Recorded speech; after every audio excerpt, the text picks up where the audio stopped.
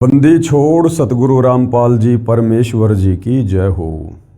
परम पिता परमात्मा सारी सृष्टि के रचनहार कुल मालिक असंख्य ब्रह्मांडों के स्वामी जगत गुरु तीनों लोकों में प्रवेश करके सबका धारण पोषण करने वाले राजाधीराज आत्माधार नाथों के नाथ देवों के देव महादेव सर्वेश्वर महेश्वर मृत्युंजय अजरो अमर आदि अनादि सनातनी प्रभु जगत पिता जगदीश्वर श्री श्री 1008 की उपाधि के वास्तविक अधिकारी अकाल मूर्त शब्द स्वरूपी राम वासुदेव सर्वगतम ब्रह्म परम पूज्य प्रथम पूज्य परम संत परम पुरुष परम धनी परम दयालु सत्य कबीर हक्का कबीर अल्लाहु कबीर अल्लाहु अकबर बाखबर अल्लाह ताला जगत के तारणहार जगत के मुक्तिदाता जगत के जगन्नाथ हारे के सहारे हिंदुओं के राम मुसलमानों के अल्लाह सिखों के वाहिगुरु ईसाइयों के मसीह दया के सागर दया निधि करुणा के सागर करुणा निधि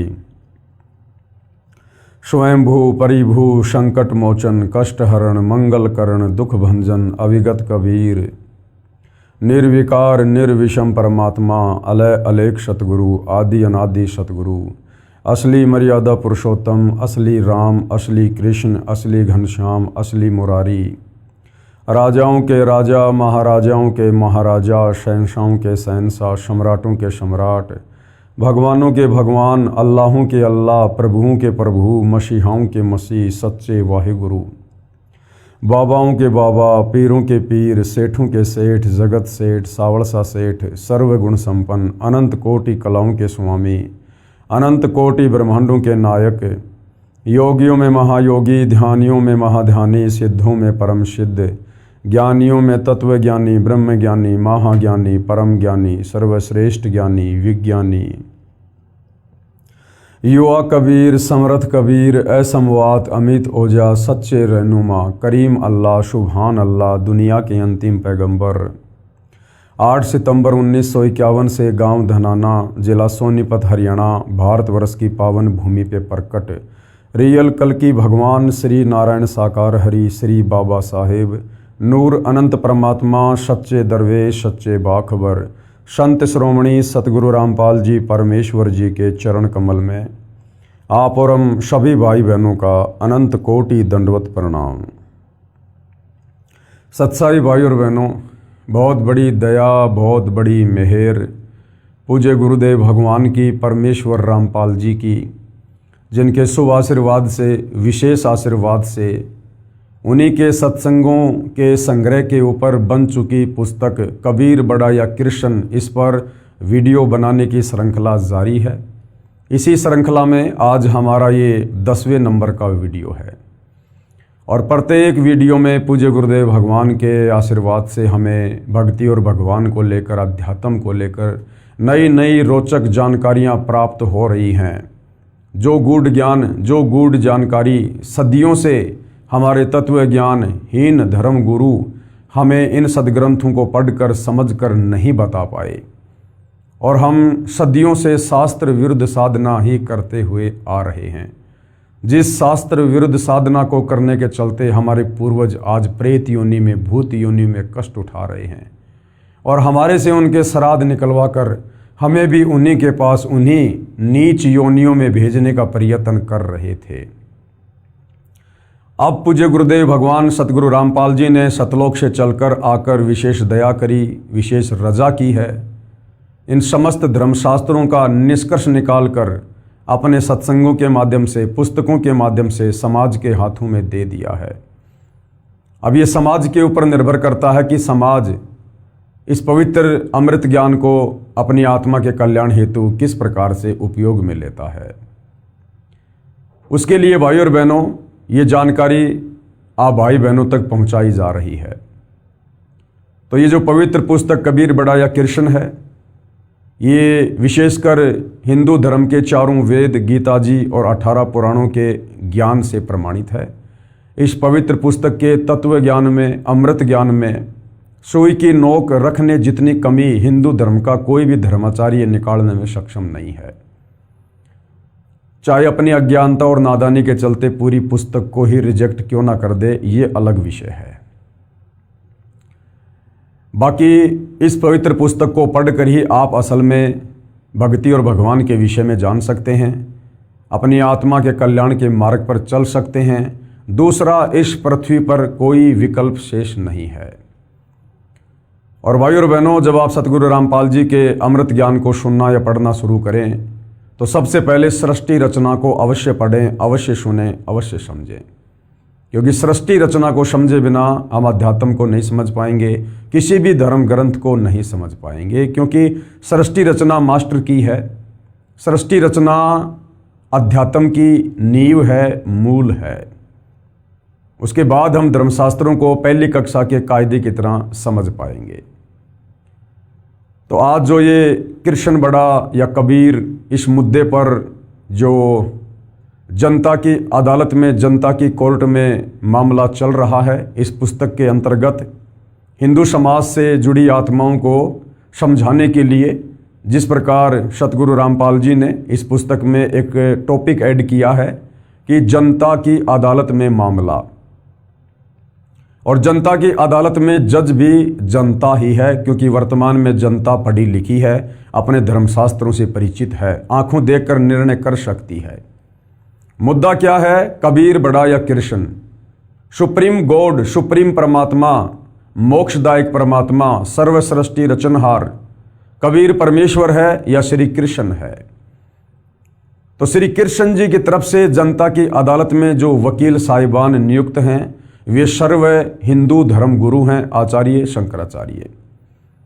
और कबीर परमेश्वर जी की तरफ से जो वकील साहिबान नियुक्त हैं वे सतगुरु रामपाल जी हैं। और कृष्ण उर्फ विष्णु जी के वकीलों का दावा है कि श्री कृष्ण उर्फ विष्णु ये अजरो अमर अविनाशी सर्वेश्वर महेश्वर परमात्मा है, और हिंदू धर्म ग्रंथों में इन्हीं को सुप्रीम गॉड बताया गया है, और इनके कोई माता पिता नहीं है, और इन्हीं की भक्ति से मोक्ष होगा। दूसरी तरफ कबीर परमेश्वर जी के वकील सतगुरु रामपाल जी ने हिंदू धर्मगुरुओं के इस दावे को सरासर जनता की अदालत में हिंदू धर्म ग्रंथों का खुलासा करके ही झूठा साबित कर दिया है, और ये क्लियर कर दिया है जनता की अदालत में कि तमाम श्री कृष्ण जी के वकील अर्थात हिंदू धर्मगुरु झूठ बोल रहे हैं, इन्हें अपने ही धर्मशास्त्रों के विषय में ज्ञान नहीं है। और सतगुरु रामपाल जी ने जनता की अदालत में वेदों के रेफरेंस लिए, पवित्र गीता जी का रेफरेंस लिया और पुराणों से, और ये साबित कर दिया कि Kabir is supreme God, Kabir ही सर्व सृष्टि रचनहार है, सर्व का उत्पत्ति करता और धारण पोषण करता है। और श्री कृष्ण उर्फ विष्णु ये केवल 3 लोकों में, काल के 21 ब्रह्मांड है, उन 21 ब्रह्मांडों में एक ब्रह्मांड पर भी श्री कृष्ण उर्फ विष्णु का आधिपत्य नहीं है। कबीर जी की तुलना में श्री कृष्ण और विष्णु बहुत ही छोटी लेवल की शक्ति है। जहां तक इनका आधिपत्य है, जहां तक इनका स्वामित्व है, वहां तक ये अपना कार्य बिल्कुल ईमानदारी से करते हैं, परंतु ये किसी को मोक्ष देने में सक्षम नहीं है, ये स्वयं मोक्ष से वंचित हैं। और सतगुरु रामपाल जी ने बहुत सारे हिंदू धर्मगुरुओं के द्वारा जो गीता जी का अनुवाद किया गया है, और अनुवाद करते समय जिन अर्थों का अनर्थ किया गया है, जिसके चलते उन श्लोकों का भावार्थ ही बदल दिया गया, उनको भी सतगुरु रामपाल जी ने क्लियर किया है, सबको बताया है, दिखाया है। और धीरे धीरे जनता इस कटु सत्य को स्वीकार कर रही है कि वास्तव में सच्चाई भक्ति और भगवान को लेकर हमारे धर्म ग्रंथों में है, परंतु हमारे जो हिंदू धर्मगुरु हैं वो तत्व ज्ञान के अभाव में इस सच्चाई को समझकर समाज को नहीं बता पाए, जिस कारण से समाज शास्त्र विरुद्ध साधना को करने के चलते परमात्मा की भक्ति से मिलने वाले लाभ से वंचित है। अब भाइयों और बहनों, उसी जनता की अदालत में, जनता के सामने, जहां जनता ही जज है, कबीर जी के वकील सतगुरु रामपाल जी, ये बार बार बोलना पड़ता है, अन्यथा कबीर जी स्वयं ही अपने वकील हैं, लेकिन समाज को समझाने की दृष्टि से यहाँ पर सतगुरु रामपाल जी को कबीर जी का वकील बताया जा रहा है। अब कबीर जी के वकील सतगुरु रामपाल जी उन श्री कृष्ण जी के वकील साहिबानों को झूठा साबित करते हुए, तत्व ज्ञानहीन साबित करते हुए कि ये तो आंखों वाले अंधे हैं, उनकी और जो गलतियां हैं, जो कमजोरियां हैं, उनको जनता के सामने शास्त्रों का हवाला देकर पेश कर रहे हैं, क्योंकि मामला जनता की अदालत में है, इसलिए कोई भी बात बिना सबूत के नहीं बोली जा सकती है। आंखों वाले अंधे कौन? हिंदू धर्म गुरु। ये आंखों वाले अंधे हैं। संत गरीबदास जी ने इन तत्वज्ञान नेत्रहीन अंधे धर्म प्रचारकों गुरुओं के विषय में कहा है कि गरीब वेद पढ़े पर भेद न जाने, और पढ़े पुराण 18, और पत्थर की पूजा करे और भूल गए सृजनहारा। ये हमारे नादान हिंदू धर्म गुरु वेदों को पढ़ते हैं लेकिन उनका भेद नहीं जान पाए। ये पुराणों को पढ़ते हैं और उसके बावजूद ये पत्थरों की पूजा करते हैं, समाज से करवा रहे हैं, जबकि वेदों में कहीं भी पत्थर पूजा के विषय में नहीं लिखा हुआ है।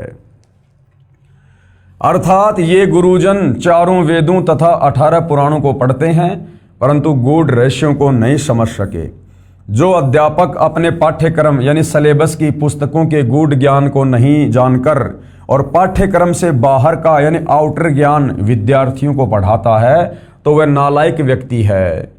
इसी प्रकार ये हमारे हिंदू धर्म गुरु हम परमात्मा चाहने वाली आत्माओं को हिंदू धर्म ग्रंथों के अंदर उस पाठ्यक्रम में भक्ति और भगवान को लेकर जो लिखा है वो हमें ना बताकर हमें उन पाठ्यक्रमों के विरुद्ध, उन शास्त्रों के विरुद्ध हमें साधना बताई जा रही है, जिसको करने के चलते हम फैल होते जा रहे हैं, अर्थात मोक्ष से वंचित रहते हैं और परमेश्वर की भक्ति से मिलने वाले लाभ को प्राप्त नहीं कर पा रहे हैं।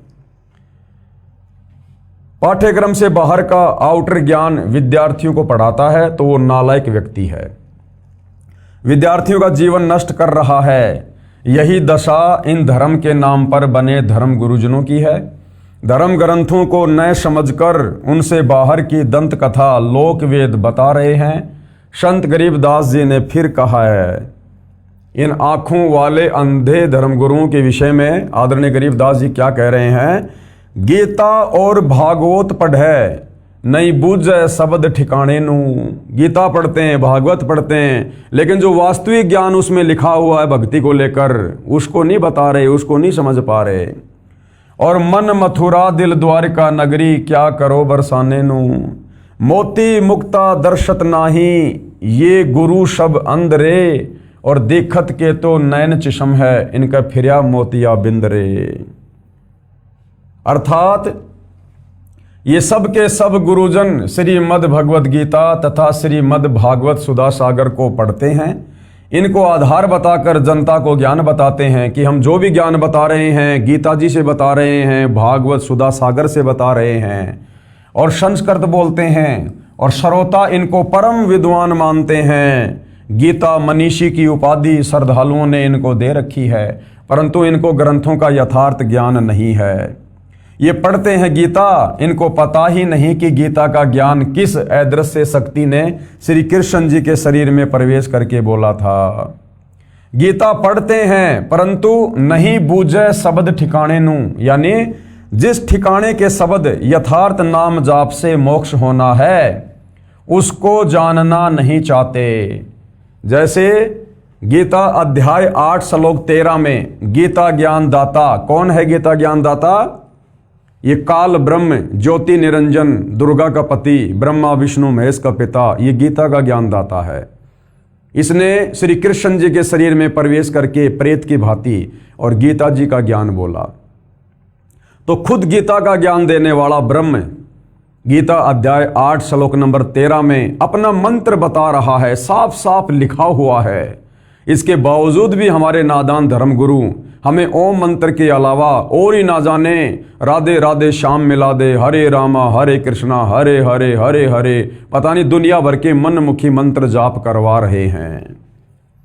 जैसे गीता अध्याय 8 श्लोक 13 में गीता ज्ञानदाता ने अपना जाप करने का मंत्र ओम बताया है, तथा गीता अध्याय 17 श्लोक नंबर 23 में अपने से अन्य परमेश्वर यानी परम अक्षर ब्रह्म कबीर देव का जाप करने का मंत्र सांकेतिक शब्दों में कोड वर्ड में बताया है।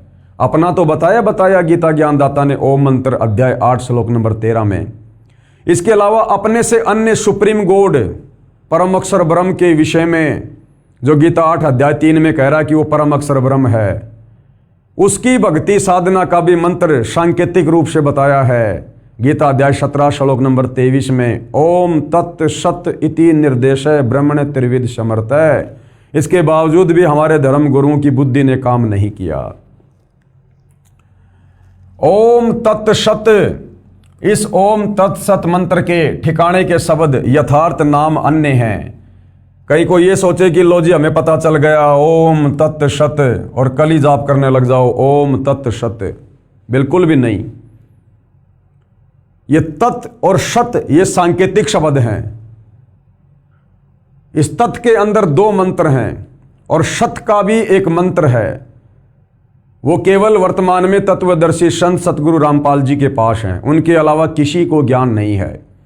और यदि उनसे उपदेश लेकर यदि कोई उस मंत्र को आगे देने भी लग जाएगा तो वो उस मंत्र को दान करने का अधिकारी ना होने के कारण वो खुद भी परमेश्वर का दोषी बनेगा और उस अनअधिकारी व्यक्ति से मंत्र लेकर यदि कोई जाप करेगा तो वो भी किसी प्रकार का कोई आध्यात्मिक लाभ प्राप्त नहीं कर पाएगा।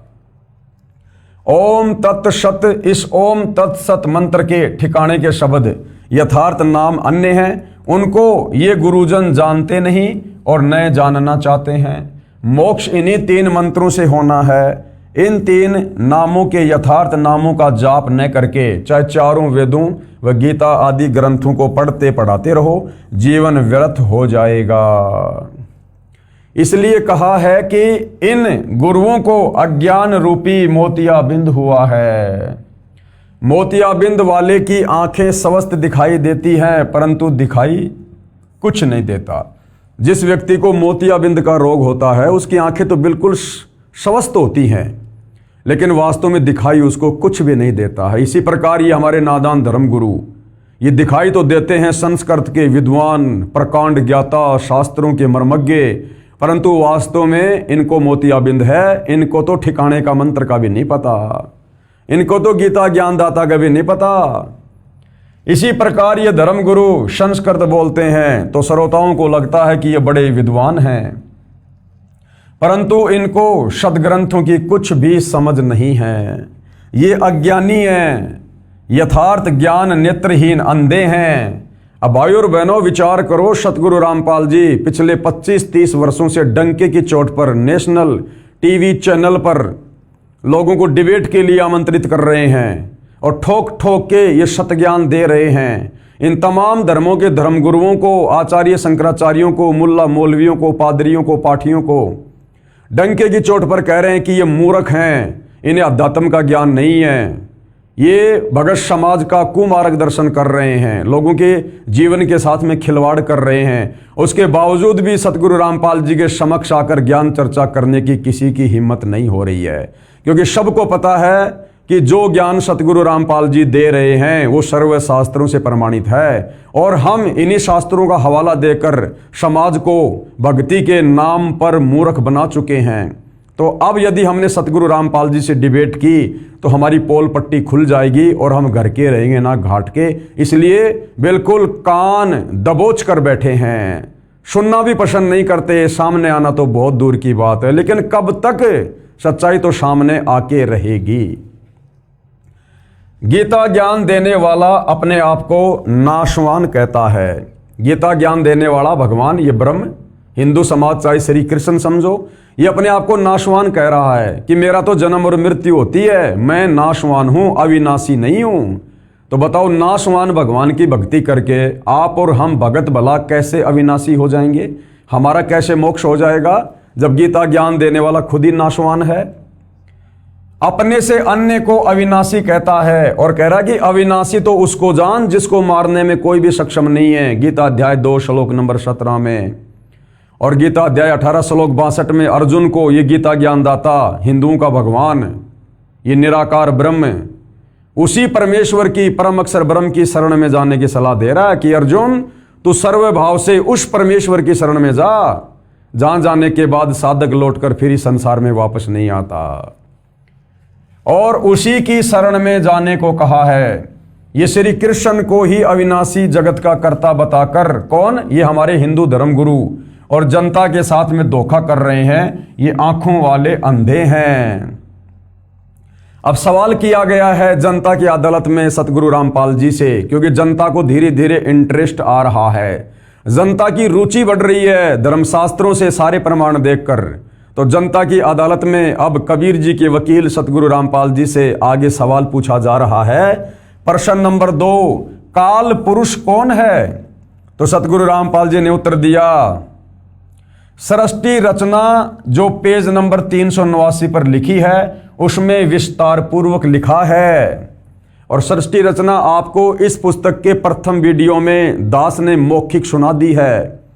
यदि आपने सारे वीडियो देखे हैं तो आप जी को भली बात पता होगा कि काल पुरुष कौन है।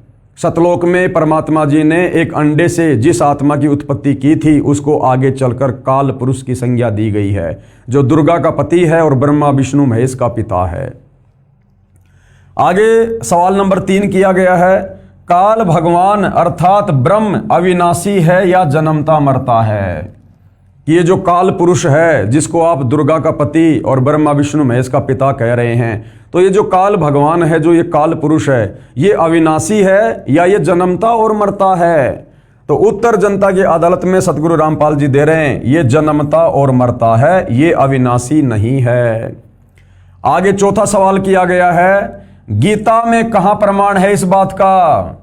जनता कह रही है कि जी हमें इसका प्रमाण बताओ कि ये जो काल पुरुष है ये जन्मता और मरता है, ताकि हमें विश्वास हो इस बात का कि वास्तव में हम जिस गीता ज्ञानदाता को भगवान मानकर पूज रहे हैं वो तो खुद ही जन्म और मरण में है।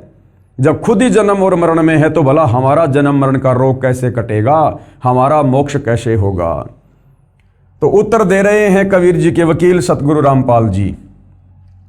श्रीमद् भगवद गीता अध्याय 2 श्लोक नंबर 12 में, गीता अध्याय 4 श्लोक 5 में, गीता अध्याय 10 श्लोक नंबर 2 में गीता ज्ञानदाता स्वयं स्वीकार करता है कि मेरी भी जन्म व मृत्यु होती है, मैं अविनाशी नहीं हूं।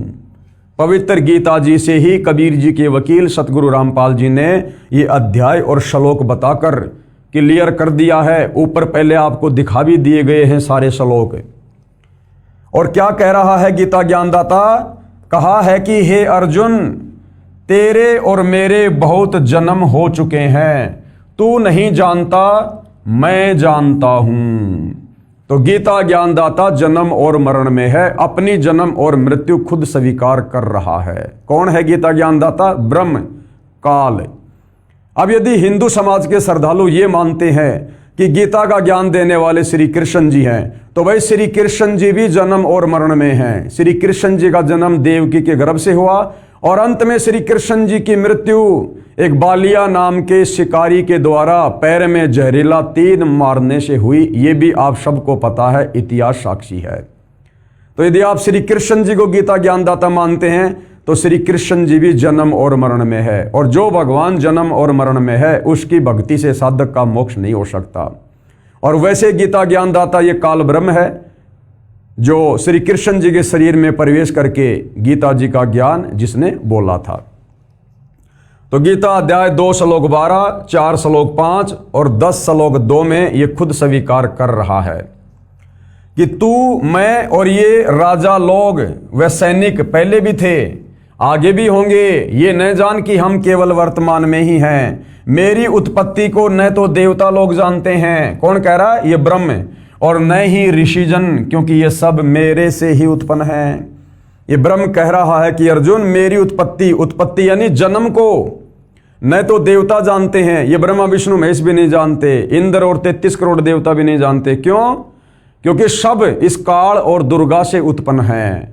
तो बाप की उत्पत्ति को, बाप के जन्म को बेटा बेटी नहीं बता सकते, वो तो दादा बताता है, दादा। तो उस कबीर दादा ने, परम अक्षर ब्रह्म ने आज धरती पर 8 सितंबर 1951 को सतगुरु रामपाल जी के नाम से प्रकट होकर सन 1994 से अपने यथार्थ 13वें कबीर पंथ की शुरुआत करके और फिर सन 2001 से सर्वधर्म शास्त्रों को दिखा कर प्रमाणित कर दिया है कि गीता ज्ञानदाता जन्म और मरण में है, क्योंकि ये सब मेरे से ही उत्पन्न हुए हैं। इससे सिद्ध हुआ कि गीता ज्ञानदाता काल पुरुष अविनाशी नहीं है। अविनाशी वो होता है जो कभी जन्म और मरण में नहीं आता है। तो गीता ज्ञानदाता अविनाशी नहीं है, ये नाशवान है, इसकी जन्म और मृत्यु होती है। इसलिए इसको क्षर पुरुष का मतलब होता है जो नाशवान है, नाशवान भगवान कहा जाता है। इन श्लोकों की फोटोकॉपी पेज नंबर 46 से 47 पर लगी है, जो हम पहले के वीडियो में देख चुके हैं। आगे जनता की अदालत में सतगुरु रामपाल जी से सवाल किया गया। सवाल नंबर 5, क्या ब्रह्मा विष्णु तथा शिव अविनाशी हैं? कि भाई आपने बताया और साबित भी कर दिया कि गीता का ज्ञान देने वाला ब्रह्म तो अविनाशी नहीं है, ये तो जन्मता और मरता है। तो क्या ये हिंदू समाज जो ब्रह्मा विष्णु महेश को भगवान मान के पूज रहा है, क्या ये ब्रह्मा विष्णु महेश अविनाशी हैं या इनका भी जन्म और मरण होता है? तो कबीर जी के वकील सतगुरु रामपाल जी ने क्या कहा? नहीं, ये नाशवान है, ये भी नाशवान है। जब इनके पिता काल ब्रह्म की ही जन्म मृत्यु होती है तो उससे उत्पन्न ब्रह्मा विष्णु महेश भला कैसे अविनाशी हो जाएंगे? तो ब्रह्मा विष्णु महेश भी नाशवान है, इनकी भी जन्म मृत्यु होती है। ब्रह्मा विष्णु तथा शिव जी के माता पिता भी हैं। और देवी पुराण में, श्री देवी पुराण में तीसरे स्कंद में पेज नंबर 123 पर सतगुरु रामपाल जी ने पहले जनता की अदालत में प्रमाण दिखा के क्लियर कर दिया, जिसमें ब्रह्मा विष्णु महेश तीनों स्वीकार करते हैं कि हमारा तो आविर्भाव अर्थात जन्म और तिरोभाव अर्थात मृत्यु होती है, हम अविनाशी नहीं हैं। और देवी दुर्गा को ये अपनी मां कह रहे हैं, और देवी दुर्गा का पति है काल ब्रह्म। आगे जनता की अदालत में सतगुरु रामपाल जी से फिर सवाल किया गया। प्रश्न नंबर 6, कोई प्रमाण बताओ, माता पिता का नाम भी बताओ। अगर ब्रह्मा विष्णु महेश अविनाशी नहीं है, जन्म और मृत्यु में है, तो कोर्ट में साबित करो, हिंदू धर्मशास्त्रों से कोई प्रमाण दो। तो कबीर जी के वकील सतगुरु रामपाल जी क्या बता रहे हैं? उत्तर, श्री देवी महापुराण यानी श्री दुर्गा पुराण और गीता प्रेस गोरखपुर से प्रकाशित है, जो हिंदुओं की सबसे सर्वश्रेष्ठ और विश्वसनीय जो है ये प्रेस है, जहां से धार्मिक पुस्तकें छपती हैं। श्री देवी पुराण गीता प्रेस गोरखपुर से प्रकाशित के तीसरे स्कंद के अध्याय 4 और 5 में श्री विष्णु जी ने अपनी माता दुर्गा जी की स्तुति करते हुए कहा है कि हे मात, आप शुद्ध स्वरूपा हो, सारा संसार आपसे ही उद्भाषित हो रहा है, हम आपकी कृपा से ही विद्यमान हैं। मैं यानी विष्णु, ब्रह्मा और शंकर तो जन्मते मरते हैं। जो वहां लिखा है वही आपको यहां पर दिखाया जा रहा है, बताया जा रहा है। हमारा तो आविर्भाव यानी जन्म तथा तिरोभाव यानी मृत्यु हुआ करता है। ब्रह्मा विष्णु महेश तीनों स्वीकार कर रहे हैं। विष्णु जी कह रहे हैं कि माता जी, हमारा तो जन्म और मृत्यु हुआ करती है, हम अविनाशी नहीं हैं, खुद ही स्वीकार कर रहे हैं। और तुम ही जगत जननी और सनातनी देवी हो, यानी जितना ज्ञान ब्रह्मा विष्णु महेश को है उस आधार से वो कह रहे हैं कि हे दुर्गा माता, तुम ही जगत जननी और सनातनी देवी हो और प्रकृति देवी हो, यानी प्रकृति दुर्गा को कहते हैं। गीता अध्याय 14 श्लोक नंबर 3 से 5 में हमें यह शब्द देखने को मिलेगा, क्योंकि यहाँ पर देवी पुराण में खुद श्री विष्णु जी अपनी माता देवी दुर्गा को जो है प्रकृति कह रहे हैं। शंकर भगवान बोले, उसके बाद में शंकर जी क्या बोले, अब शंकर जी के मुख से भी सुन लो। अभी आपने विष्णु जी के मुख से सुना, हे मात, विष्णु के बाद उत्पन्न होने वाला ब्रह्मा जब आपका पुत्र है, तो क्या मैं तमोगुणी लीला करने वाला शंकर तुम्हारी संतान नहीं हुआ? अर्थात मुझे यानी शंकर को भी उत्पन्न करने वाली तुम ही हो। इस देवी महापुराण के उल्लेख से सिद्ध हुआ कि श्री ब्रह्मा जी, श्री विष्णु जी तथा श्री शंकर जी को जन्म देने वाली माता कौन है? श्री दुर्गा देवी, अष्टंगी देवी, जिसको प्रकृति देवी भी कहते हैं। और ये तीनों नाशवान हैं, क्योंकि तीनों कह रहे हैं कि हमारा तो आविर्भाव अर्थात जन्म और तिरोभाव अर्थात मृत्यु होती है। तो ऊपर तो आपको सतगुरु रामपाल जी ने अपने कर कमल से लिखा हुआ दिखाया, अब यहाँ पर आपको हिंदू धर्म ग्रंथ में लिखा हुआ दिखाया जाएगा ताकि आपको यकीन हो। पेश है श्रीमद् देवी भागवत यानी देवी पुराण के तीसरे स्कंद के अध्याय 4 से 5 से संबंधित प्रकरण की फोटोकॉपी।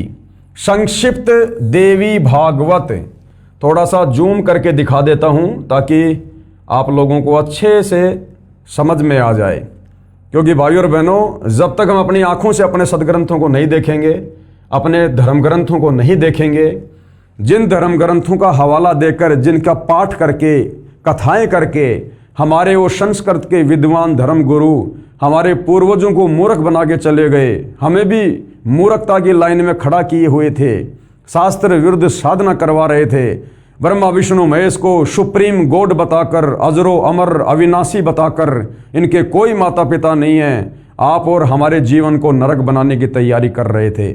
इसलिए आप और हमने इस भ्रमणा से बाहर निकलने के लिए निष्पक्ष होकर अपने सदग्रंथों का अध्ययन करना होगा। तो संक्षिप्त देवी भागवत है और यहां पर देखिएगा, सूर्य जगत को प्रकाशित करता है।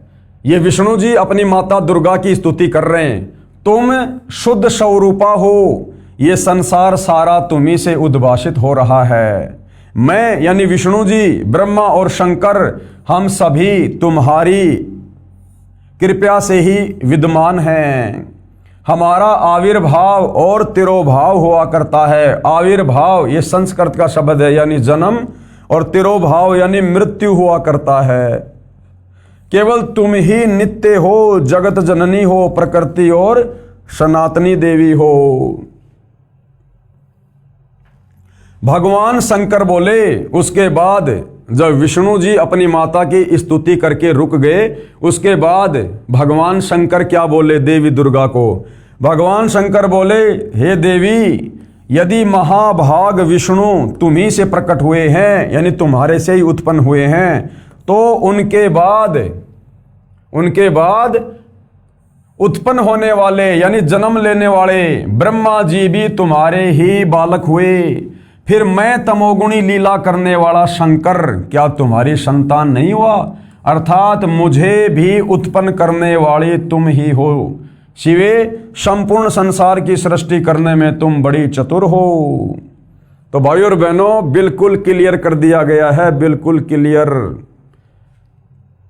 हमारे हिंदू धर्म ग्रंथ श्री देवी महापुराण, इसमें बिल्कुल क्लियर लिखा हुआ है, खुद श्री विष्णु जी, शंकर जी अपनी जन्म और मृत्यु स्वीकार कर रहे हैं और देवी दुर्गा को अपनी माता कहकर संबोधित कर रहे हैं और कह रहे हमारा तो आविर्भाव यानी जन्म और तिरोभाव यानी मृत्यु हुआ करती है। अरे बताओ फिर, हाथ कंगन को आरसी क्या, पढ़े लिखे को फारसी क्या? अरे भक्ति का आधार क्या है? हमारे धर्म ग्रंथ, और इन्हीं धर्म ग्रंथों में हमारे उन भगवानों के विषय में लिखा हुआ है, तो हमें इन्हें स्वीकार करना पड़ेगा। यदि हम भगवान चाहते हैं, मोक्ष चाहते हैं, यदि काल के इस कोल्लों में ही यहाँ पर गधे कुत्ते सुअर बनना चाहते हैं तो भले मत मानो, फिर बात अलग है। लेकिन परमात्मा चाहने वाली आत्माओं ने तो इस सच्चाई को सुनकर, देखकर स्वीकार कर लेना चाहिए। तो भाइयों और बहनों, जनता की अदालत में सतगुरु रामपाल जी ने सबके सामने बिल्कुल क्लियर कर दिया है कि ब्रह्मा विष्णु महेश ये अविनाशी नहीं है, ये नाशवान है। देवी दुर्गा इनकी माँ है और ये तीनों जन्मते और मरते हैं। इसके बाद देखिएगा, पुस्तक है ये कबीर बड़ा या कृष्ण। पेश है संक्षिप्त शिव पुराण की रुद्र संहिता खंड से संबंधित प्रकरण की फोटोकॉपी। अब श्री देवी महापुराण के बाद आपको संक्षिप्त शिव पुराण, और शिव पुराण में जो रुद्र संहिता जो खंड है उससे आपको प्रमाण दिया जाएगा। देखिएगा, संक्षिप्त शिव पुराण। अपने पुत्र नारद की ये बात सुनकर लोक पितामहा ब्रह्मा वहां इस प्रकार बोले, और क्या बोले? ये रुद्र संहिता है। महाप्रलय काल में केवल सद ब्रह्म की सत्ता का प्रतिपादन उस निर्गुण निराकार ब्रह्म से ईश्वर मूर्ति सदाशिव का जो है प्राकाटे, सदाशिव द्वारा स्वरूपभूता शक्ति अंबिका का प्रकटीकरण, उन दोनों के द्वारा उत्तम क्षेत्र काशी का आनंदवन का प्रादुर्भाव, शिव के वाम भाग से परम पुरुष विष्णु का आविर्भाव तथा उनके सकार से प्राकृत तत्वों की क्रमशः उत्पत्ति का वर्णन। देखिएगा, ब्रह्मा जी ने कहा कि हे ब्रह्मन, देव शिरोमणे, तुम सदा समस्त जगत के उपकार में ही लगे रहते हो। नारद जी को श्री ब्रह्मा जी कह रहे हैं। नारद कौन है? ये ब्रह्मा जी के ये पुत्र हैं।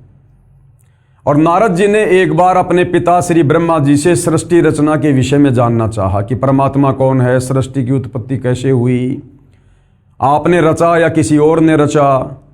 तो अपने पुत्र नारद की शंका का समाधान करते हुए श्री ब्रह्मा जी को जितना ज्ञान है सृष्टि रचना के विषय में, उस हिसाब से श्री ब्रह्मा जी कह रहे हैं। ये देखिएगा, थोड़ा सा जूम करके दिखाता हूं।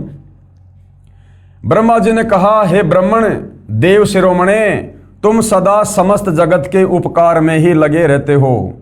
तुमने लोगों के हित की कामना से ये बहुत उत्तम बात पूछी है, जिसके सुनने से संपूर्ण लोगों के समस्त पापों का क्षय हो जाता है। उस अनामय शिव तत्व का मैं तुमसे वर्णन करता हूं। अब ब्रह्मा जी की जानकारी केवल इस काल तक है। ये काल को ही जो है अनामय परमात्मा कह रहा है। शिव तत्व का स्वरूप बड़ा ही उत्कृष्ट और अद्भुत है। जिस समय समस्त चराचर जगत नष्ट हो गया था, सर्वत्र केवल अंधकार ही अंधकार था। न सूर्य दिखाई देते थे, न चंद्रमा, और अनन्य ग्रहों और नक्षत्रों का भी पता नहीं था। न दिन होता था न रात। अग्नि, पृथ्वी, वायु और जल की भी सत्ता नहीं थी। और प्रधान तत्व प्रकृति से रहित शून्य आकाश मात्र शेष था। दूसरे किसी तेज की उपलब्धि नहीं होती थी। अदृष्ट आदि का भी अस्तित्व नहीं था। शब्द और स्पर्श भी साथ छोड़ चुके थे। गंध और रूप की भी अभिव्यक्ति नहीं होती थी। रस का भी अभाव हो गया था। दिशाओं का भी भान नहीं होता था। इस प्रकार सब और निरंतर सूची भेद घोर अंधकार फैला हुआ था। उस समय तत्सद ब्रह्म इस श्रुति में जो सत्य सुना जाता है एकमात्र वही शेष था, यानी वो एकमात्र परमात्मा ही शेष था। ब्रह्मा जी सृष्टि रचना सुना रहे हैं आदि अधूरी। कुछ तो कबीर परमात्मा से सुनी और कुछ चारों वेदों को पढ़ा, तो गोल मोल करके नारद जी को सृष्टि रचना का ज्ञान दे रहे हैं। जब यह वह ऐसा जो इत्यादि रूप से निर्दिष्ट होने वाला भावात्मक जगत नहीं था, उस समय एकमात्र वह सत्य ही शेष था, जिसे योगी जन अपने हृदय काश के भीतर निरंतर देखते हैं। वह सतत्व मन का विषय नहीं है, वाणी की भी वहां तक कभी। यानी ब्रह्मा जी अपने हिसाब से जैसा इनको टूटा फूटा ज्ञान था सृष्टि रचना के विषय में, और अपने पुत्र नारद जी का शंका समाधान कर रहे हैं। लेकिन भाई और बहनों, इसको पढ़कर आपने देख लिया होगा कौन सी शंका का समाधान हो गया। अटपट कर दी, सिकलीव सुना दी। श्री ब्रह्मा जी, श्री विष्णु जी तथा श्री शिव जी का पिता कौन है? अब देखिएगा आगे और पढ़िएगा और क्या बता रहे हैं। ये संक्षिप्त शिव पुराण वही ये प्रकरण है। पहुंच नहीं होती थी। वह नाम तथा रूप रंग से भी शून्य है। वह न स्थूल है, न कृश है, न हश्व है, न दीर्घ तथा न लघु है, न गुरु। उसमें न कभी वृद्धि होती है न हास होता है। श्रुति भी उसके विषय में चकित भाव से है। इतना ही कहती है, अर्थात उसकी सत्ता मात्र का ही निरूपण कर पाती है। ये विशेषकर उस काल का वर्णन कर रहा है। उसका कोई विशेष विवरण देने में असमर्थ हो जाती है। वह सत्य ज्ञान स्वरूप अनंत परमानंदमय परम ज्योति स्वरूप अप्रमेय आधार रहित निर्विकार निराकार निर्गुण योगी गम्य सर्वव्यापी सबका एकमात्र कारण निर्विकल्प निरारंभ माया शून्य उपद्रव रहित अद्वितीय अनादि अनंत संकोच विकास से शून्य तथा चिंतनमय है। जिस पर ब्रह्म के विषय में ज्ञान और अज्ञान से पूर्ण उक्तियों द्वारा इस प्रकार ऊपर बताए अनुसार विकल्प किए जाते हैं। उसने कुछ काल के बाद सृष्टि का समय आने पर द्वितीय की इच्छा प्रकट की। उसके भीतर से एक से अनेक होने का संकल्प उदित हुआ। तब उस निराकार परमात्मा ने अपनी लीला शक्ति से अपने लिए मूर्ति यानी आकार की कल्पना की। फिर वो निराकार कहाँ हुआ? जब उसने अपने लिए मूर्ति की कल्पना की, आकार में आ गया, तो निराकार कहाँ हुआ? फिर वह मूर्ति संपूर्ण ऐश्वर्य गुणों से संपन्न, सर्व ज्ञानमयी, शुभ स्वरूपा, सर्वव्यापनी, सर्वशूपा, सर्वदर्शनी, सर्वकारणी, सबकी एकमात्र वंदनिया, सर्वादा सब कुछ देने वाली और संपूर्ण संस्कृतियों का केंद्र थी। उस शुद्ध रूपिणी ईश्वर मूर्ति की कल्पना करके वह अद्वितीय, अनादि, अनंत, सर्व प्रकाशक, चिन्मय, सर्वव्यापी और अविनाशी परब्रह्म अंतर्हित हो गया। जो मूर्ति रहित परब्रह्म है, उसी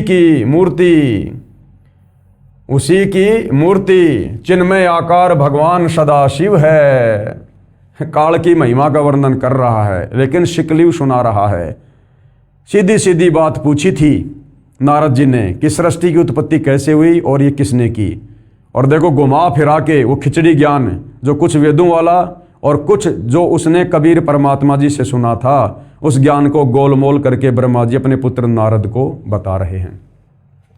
भगवान सदाशिव है। अर्वाचीन और प्राचीन विद्वान उन्हीं को ईश्वर कहते हैं। उस समय एकाकी रहकर स्वेच्छानुसार विहार करने वाले उन सदाशिव ने यानी काल ब्रह्म ने अपने विग्रह से स्वयं ही एक सौरभूता शक्ति की सृष्टि की। विग्रह यानी अपने शरीर से। अब भाइयों और बहनों, ये सृष्टि रचना ब्रह्मा जी को कबीर परमात्मा जी ने बताई थी। पूरी सृष्टि रचना जो आज आप और हमें बता रहे हैं कि इस काल ने दुर्गा के साथ में जबरदस्ती करने का प्रयास किया, तो दुर्गा ने सूक्ष्म रूप बनाया और काल के मुख के माध्यम से उसके पेट में जाकर बैठ गई। और कबीर परमेश्वर से अरदास की कि हे परमात्मा मेरी रक्षा करो। परमात्मा वहां पर अपने पुत्र जोगजीत के रूप में आए, काल का पेट फाड़ा और दुर्गा को बाहर निकाला। तो वो बात यहां पर श्री ब्रह्मा जी बता रहे हैं कि कुछ समय के बाद में उस सदाशिव ने अपने विग्रह यानी अपने शरीर से स्वयं ही एक सौरभूता शक्ति की सृष्टि की, जो उनके अपने श्री अंग से कभी भी अलग होने वाली नहीं थी, क्योंकि दुर्गा उस काल की जो है वो पत्नी है। उस पराशक्ति को प्रधान, प्रकृति, गुणवती, माया, बुद्धि तत्व की जननी तथा विकार रहित बताया गया है। वह शक्ति अंबिका कही गई है। अब अंबिका कौन है? हिंदू धर्म के भाई जानते हैं। अंबिका, दुर्गा, उसी को प्रकृति यानी गीता अध्याय 14 श्लोक नंबर 3 से 5 में दुर्गा को ही प्रकृति कहा गया है। सर्वेश्वरी और त्रिदेव जननी, ब्रह्मा विष्णु महेश की माता, उन तीनों देवताओं की माता, उसको त्रिदेव जननी भी कहा गया है। दुर्गा ही त्रिदेव जननी है, ब्रह्मा विष्णु महेश की माँ है। नित्य और मूल कारणा भी कहते हैं। सदाशिव द्वारा यानी काल के द्वारा प्रकट की गई उस शक्ति के 8 भुजाएं हैं। वह 8 भुजा किसके हैं? दुर्गा के। ब्रह्मा विष्णु महेश तो 16 कला के भगवान हैं, इनके तो 4-4 भुजा हैं। और ये जो दुर्गा है ये 64 कला युक्त है और ये 8 भुजा बना शक्ति है।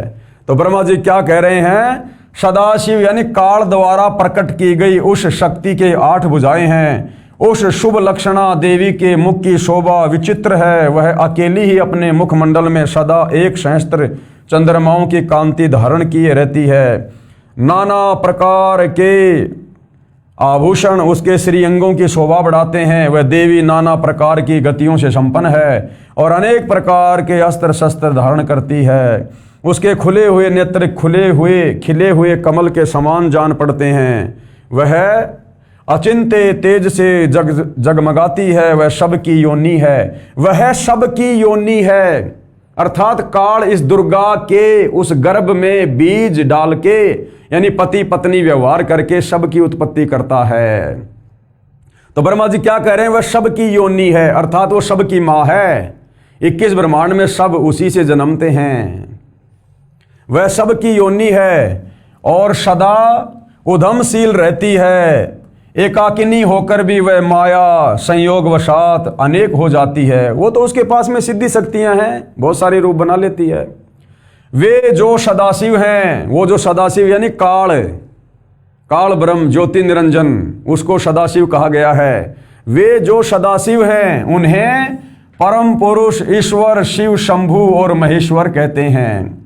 वे अपने मस्तक पर आकाश गंगा को धारण करते हैं।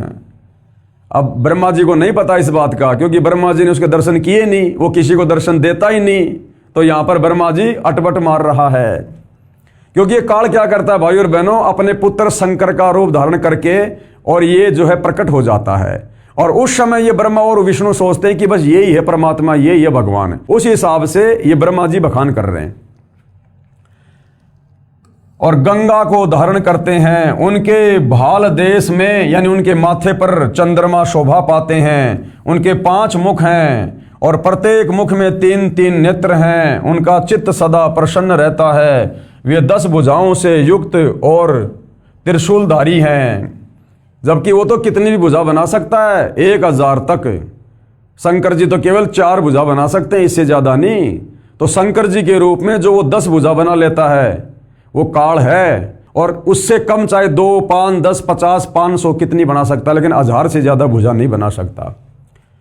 उनके श्रीअंगों की प्रभा यानी शोभा, ये वही रुद्र संहिता है। उनके श्रीअंगों की शोभा कपूर के समान श्वेत गौर है। वे अपने सारे अंगों में भस्म रमाए रहते हैं। उन काल रूपी ब्रह्म ने, देखो नाम बता दिया ब्रह्मा ने, उन काल रूपी ब्रह्म ने एक ही समय शक्ति के साथ यानी देवी दुर्गा के साथ शिवलोक नामक क्षेत्र का निर्माण किया था।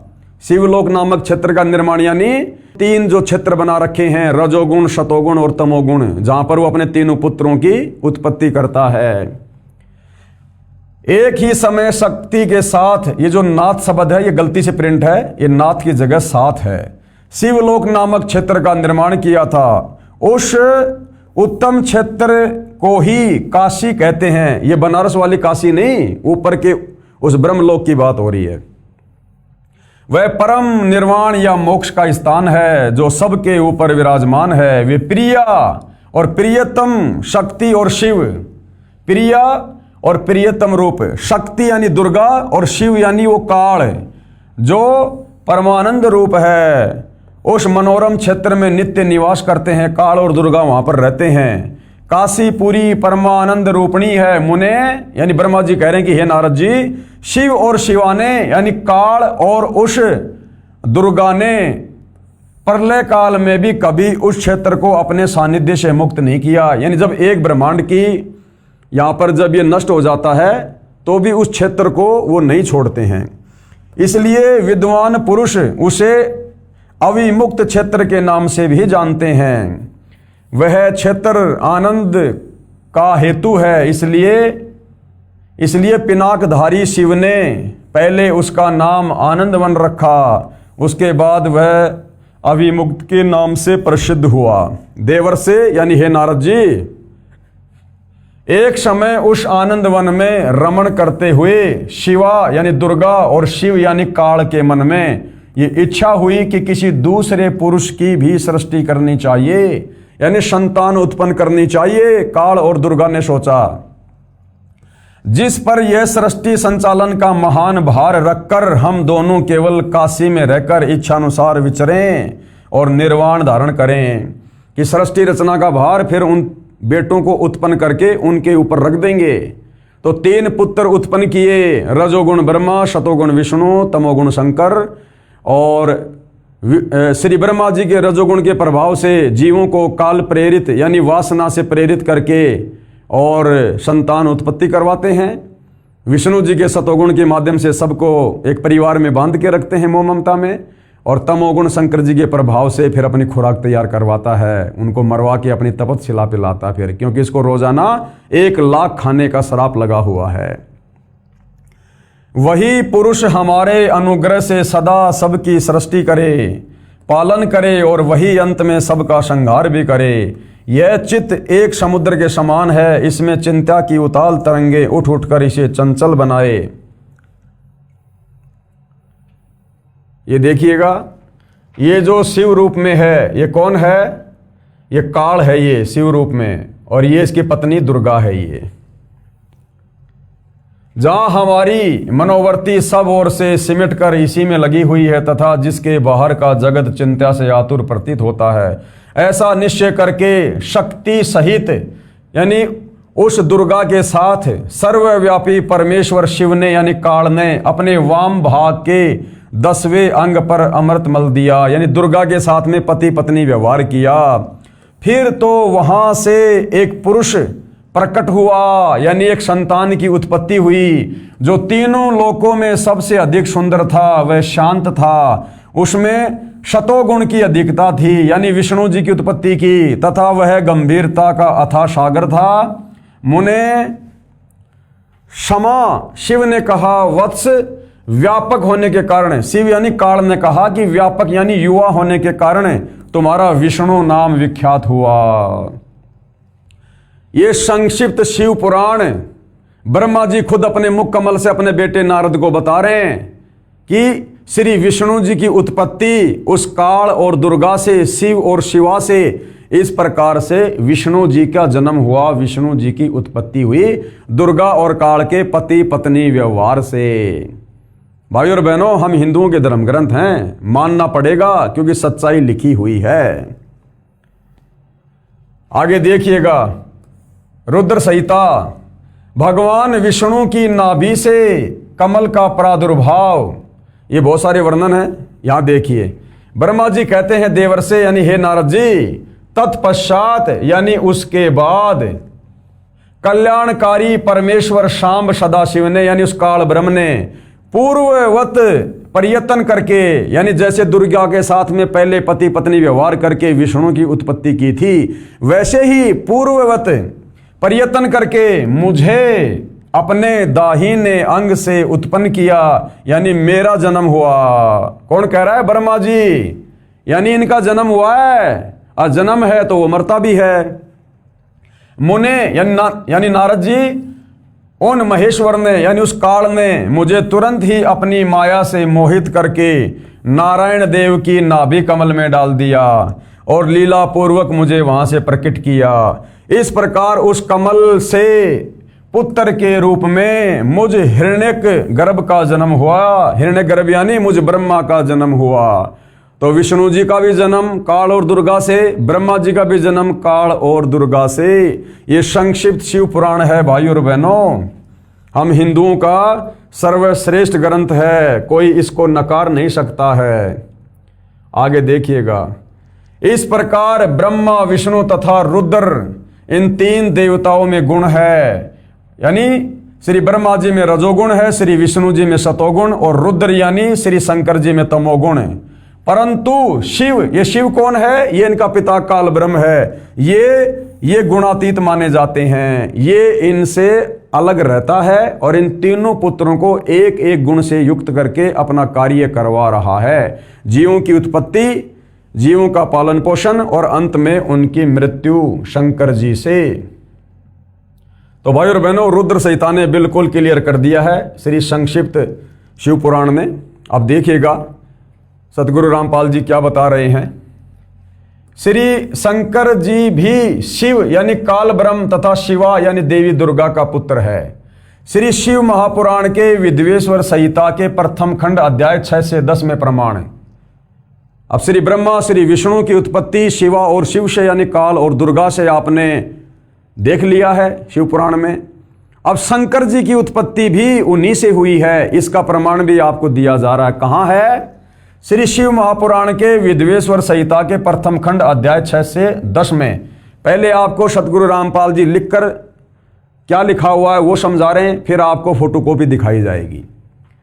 एक समय श्री ब्रह्मा जी तथा श्री विष्णु जी का इस बात पर युद्ध हो गया कि श्री ब्रह्मा जी ने कहा, मैं तेरा पिता हूं क्योंकि ये संसार मेरे से उत्पन्न हुआ है, मैं प्रजापति हूं। विष्णु जी ने कहा कि मैं तेरा पिता हूं, तू मेरे नाभि कमल से उत्पन्न हुआ है। अब जिन भगवानों को हम अजरो अमर मान के, सर्वेश्वर महेश्वर मान के, जिनकी हम पूजा करते थे, भक्ति करते थे कि मोक्ष होगा, सद्बुद्धि आएगी, परिवार में शांति होगी, दुनिया में भाईचारा बढ़ेगा, अब इन भगवानों की हालत देख लो। एक समय श्री ब्रह्मा जी और श्री विष्णु जी का आपस में भयंकर युद्ध हो गया। ब्रह्मा जी बोले मैं तेरा बाप हूं और विष्णु जी बोले मैं तेरा बाप हूं, मैं तेरा पिता। इसी बात को लेकर इन दोनों में युद्ध हो गया, झगड़ा हो गया तगड़े वाला। अब बताओ भाई और बहनों, बच्चों की तरह हमारे भगवान लड़ रहे हैं, बच्चों की तरह। जैसे दो छोटे छोटे बच्चे आपस में किसी बात को लेकर झगड़ने लग जाते हैं कि मैं तेरा बाप, दूसरा बोला मैं तेरा बाप। फिर कोई व्यक्ति उनका समझौता करवाता तो क्या कहते हैं, ये मेरे को पहले बोला कि मैं तेरा बाप, फिर मैंने बोला कि मैं तेरा बाप। तो जिन भगवानों को हम लोग भगवान मान के और पूजा कर रहे थे कि हमारा कल्याण होगा, हमें सद्बुद्धि आएगी, अब बताओ इन लड़ाई झगड़ा करने वाले भगवानों की भक्ति करके हमारे अंदर भी वही गुण आएंगे? क्या खाक मुक्ति होगी हमारी? विष्णु जी ने कहा कि मैं तेरा पिता हूं, तू मेरे नाभि कमल से उत्पन्न हुआ है, और दोनों एक दूसरे को मारने के लिए तत्पर हो गए। उसी समय सदाशिव अर्थात काल ब्रह्म ने उन दोनों के बीच में एक सफेद रंग का एक प्रकाशमय स्तंभ खड़ा कर दिया। अब उस काल ने देखा कि ये मेरे बेटे आपस में लड़ रहे हैं, अगर ये आपस में लड़ेंगे मरेंगे तो मेरे सृष्टि की रचना कौन करेगा, जीवों की उत्पत्ति कौन करेगा? और प्रतिदिन मुझे जो 1,00,000 मानव शरीरधारी आत्माओं के सूक्ष्म शरीर से निकली वासना खाने का श्राप लगा हुआ है, तो मेरे भोजन का क्या होगा अगर मेरे पुत्र इसी प्रकार से आपस में लड़ते रहे? तो इनका झगड़ा शांत करवाने के लिए इस काल ने क्या किया, शिव जी का रूप बनाकर और उन दोनों के सामने वहां प्रकट हो जाता है। पहले उसने एक वो खंबा प्रकट किया, लंबा सारा स्तंभ। ये श्री ब्रह्मा और विष्णु जी आपस में लड़ाई झगड़ा तो भूल गए और उस स्तंभ को ऊपर से लेकर नीचे तक देखने लग गए कि ये क्या है। और उसके बाद ये काल वहां पर शंकर का रूप बनाकर और अपनी पत्नी दुर्गा को पार्वती का रूप बनाकर वहां पर प्रकट हो जाता है, क्योंकि अपने रूप में तो प्रकट हो नहीं सकता, इसकी मजबूरी है। इसने सौगंध खा रखी है कि मैं आज के बाद किसी को अपने काल रूप में दर्शन नहीं दूंगा। तो ये क्या करता है, ये ऐसे ही अपने इन पुत्रों का रूप बनाकर प्रकट हो जाता है। तो जिस समय ब्रह्मा और विष्णु जी लड़ रहे थे तो शंकर जी तो वहां थे नहीं, तो उस समय ये शंकर जी का रूप बनाकर वहां पर प्रकट हो गया और उनका युद्ध रुकवाया और उनकी शंका का समाधान किया कि नालायको, तुम भगवान नहीं हो, तुम अपने आप को भगवान समझ बैठे। अब इस बात को लेकर अब ब्रह्मा और विष्णु जी समझ नहीं पाए। उन्होंने सोचा कि हमारा तीसरे नंबर का भाई शंकर जी होगा, उन्हें नहीं पता कि शंकर के रूप में काल है। तो इस प्रकार से ब्रह्मा और विष्णु ने शंकर जी को भगवान बताना शुरू कर दिया।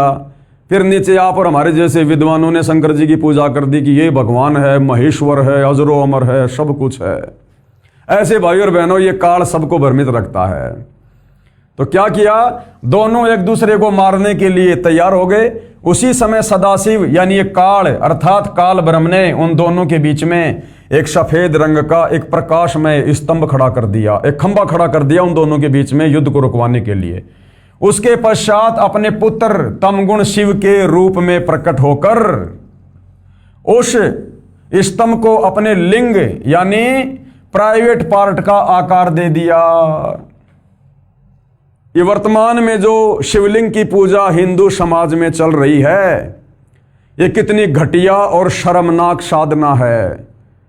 और ना हमारे धर्मगुरुओं को पता, ना हिंदू भाई बहनों को पता कि शिवलिंग क्या है और किस प्रकार से इसकी पूजा शुरू हुई है और इसकी पूजा से हमें क्या लाभ है। इस प्रकार से काल ने छलबल करके आप और हमें उल्टी साधना पर लगाए रखने के लिए ये इस प्रकार की पत्थर पूजा, शिवलिंग पूजा इसने शुरू करवाई।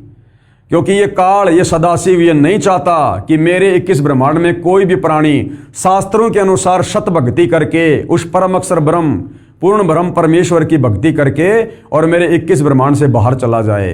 क्योंकि यदि सारे प्राणी शास्त्र अनुकूल साधना करके 21 ब्रह्मांड से बाहर सतलोक में चले गए तो फिर इसके भोजन का क्या होगा। ये आलू टमाटर की सब्जी नहीं खाता, इसको परमात्मा ने प्रतिदिन 1,00,000 मानव शरीरधारी आत्माओं के सूक्ष्म शरीर से निकली वासना को, गंध को खाने का श्राप दिया है। तो जिस कारण से ये किसी को भी सत्य साधना पर नहीं लगने देता है और समाज में इसी प्रकार से इसने पाखंड पूजा शुरू करवा रखी है। भाई और बहनों, जब हमने सृष्टि रचना पढ़ी तो गुरुदेव भगवान ने बताया कि प्रथम बार कबीर परमात्मा इस 21 ब्रह्मांड में जब आए, अपने पुत्र जोगजित का रूप बनाकर, तो सबसे पहले इस काल के साथ में भेंट हुई। तो काल ने परमात्मा से बहुत सारे वचन लिए थे कि ये परमात्मा 3 युग, सतयुग, त्रेता, द्वापर में जीवों को थोड़ा पार करना, सतलोक थोड़े जीव लेकर जाना, 4था युग जब कलयुग आ जाए तब कितने ही जीव पार करना। तो भाई और बहनों, 4था युग, वो कलयुग आने तक इस काल में हम जीवों को इस प्रकार से भक्ति के नाम पर उलझाना था, पत्थरों की पूजा करवानी थी, दुनिया भर के मंदिर, मस्जिद, चर्च, गुरुद्वारे, तरह तरह के धर्म जातियों में बांट दिया, ताकि जब वो परमात्मा इस कलयुग में आकर हमें ज्ञान समझाए, सत्य साधना बताए, तो हम उसकी एक भी बात ना माने और इसी प्रकार से पाखंड पूजा में लगा रहें। तो उसी पाखंड पूजा के तहत इसने शिवलिंग की पूजा शुरू करवाई, यानी काल ने अपने प्राइवेट पार्ट, अपने लिंग की पूजा हिंदू समाज में शुरू करवा रखी है। यानी शर्म आनी चाहिए कि हम लोग सदियों से अज्ञानता के चलते किस चीज की पूजा कर रहे थे। क्या कहा है? उसके पश्चात अपने पुत्र तमगुण शिव के रूप में प्रकट होकर उस स्तंभ को अपने लिंग यानी प्राइवेट पार्ट का आकार दे दिया। उसी दिन से शिव जी का लिंग विख्यात हुआ, यानी उसी दिन से ये शिवलिंग पूजा शुरू गई। लिंग पूजा आरंभ हुई 5वें अध्याय के श्लोक 26 और 31 में। उस काल ब्रह्म ने स्वयं शंकर के रूप में प्रकट होकर उनको बताया। क्या बताया? उन दोनों को क्या कहा? उनको बताया, यानी ब्रह्मा और विष्णु को बताया कि तुम दोनों में से कोई भी कर्ता नहीं है। कर्ता यानी भगवान, कि ब्रह्मा ना तो तू करता है सृष्टि का और ना ये विष्णु करता है सृष्टि का। तुमने यानी ब्रह्मा और विष्णु ने, क्योंकि लड़ाई उन दोनों की हो रही थी, जो अज्ञानता से यानी मूर्खता से अपने आप को ईश यानी भगवान माना, अपने को जगत का स्वामी माना, ये बड़ा ही अद्भुत हुआ। उसी भ्रम को दूर करने के लिए मैं यानी मैं काल, मैं सदाशिव रण स्थल पर आया हूं। यानी तुम जो झगड़ रहे हो ना, मैं यहां पर आया हूं। अब तुम दोनों अपना अभिमान त्याग कर मुझ ईश्वर में अपनी बुद्धि लगाओ। अब ब्रह्मा विष्णु महेश ने सोचा ये हमारा भाई शंकर है, तो इस प्रकार से दोनों फिर उसकी पूजा करने लग गए, अपने से उसको बड़ा मानने लग गए। इस प्रकार से इस काल ने सारा खेल खेला। ये हमारे सदग्रंथों में सब कुछ लिखा हुआ है भाई और बहनों। हे पुत्रो, वो काल, वो सदाशिव क्या कह रहा है ब्रह्मा और विष्णु को? हे पुत्रो, मैंने तुमको तुम्हारे तप के प्रतिफल में जगत की उत्पत्ति और स्थिति रूपी 2 कार्य दिए हैं। यानी ब्रह्मा, तेरे को मैंने रजोगुण से युक्त करके ये उत्पत्ति का एक कार्य भार दिया है, और विष्णु, तेरे को मैंने शतोगुण से युक्त करके स्थिति बनाए रखने के लिए मैंने तेरे को निमित्त बनाया है। इसी प्रकार मैंने शंकर और रुद्र को 2 कार्य, संहार व तिरोगति दिए हैं। अब देख लो भाई और बहनों, ये 5 हो गए, 5। वो सदाशिव क्या कह रहा है कि ब्रह्मा और विष्णु तुम दोनों को मैंने एक एक कार्य दिए हैं। और फिर क्या कह रहा है? इसी प्रकार मैंने यानी सदाशिव ने शंकर और रुद्र को, अब शंकर और रुद्र ये 2 और हो गए, 2 हो गए ब्रह्मा और विष्णु, 2 हो गए शंकर और रुद्र। फिर ये बोलने वाला कौन है जो शंकर जी के रूप में था? ये काल सदाशिव। इसी प्रकार मैंने शंकर और रुद्र को 2 कार्य, संहार व तिरोगति दिए हैं। मुझे वेदों में ब्रह्म कहा है। क्या कह रहा है? मुझे वेदों में ब्रह्म कहा है। यजुर्वेद अध्याय 40 मंत्र 10 और 15, और चारों वेदों का सारांश पवित्र गीता अध्याय 8 श्लोक नंबर 13। ओम इति एक अक्षर ब्रह्म व्यवहारण माम अनुस्मरण, कि अर्जुन मैं तो ब्रह्म हूं और मेरे सुमरण का ओम मंत्र है। तो ये शिव शंकर के रूप में जो सदाशिव ये काल यहां पर खड़ा है, क्या कह रहा है? मुझे वेदों में ब्रह्म कहा है। मेरे 5 मुख हैं, एक मुख से अकार, दूसरे मुख से उकार, तीसरे मुख से मकार, चौथे मुख से बिंदु तथा 5वें मुख से नाद प्रकट हुए हैं। उन्हीं 5 अवयवों से एकीभूत होकर एक अक्षर ओम बना है। ये मेरा मूल मंत्र है। यानी मेरा मंत्र क्या है? ओम। कौन है ये? सदाशिव काल ब्रह्म। इसलिए गीता का ज्ञानदाता कौन? सदाशिव काल ब्रह्म। ये अपना मंत्र क्या बता रहा है? ओम। और गीता अध्याय 8 श्लोक नंबर 13 में गीता ज्ञानदाता क्या कह रहा है? ओम इति एक अक्षर ब्रह्म व्यवहारण माम अनुशमरण ये परियाति तजन देहम शयाति परमाम गतम, कि अर्जुन मेरे जाप का केवल एक ओम मंत्र है। तो गीता का ज्ञान श्री कृष्ण जी ने नहीं, बल्कि श्री कृष्ण जी के शरीर में प्रवेश करके इस काल ब्रह्म ने, इस सदाशिव ने, इस ज्योति निरंजन ने दिया, जिसका ओम मंत्र है। शिव पुराण के इस उल्लेख से यह भी सिद्ध हुआ कि मेरे को ब्रह्म कहते हैं। क्या कहते हैं? ब्रह्म, कि वेदों में मुझे ब्रह्म कहा है।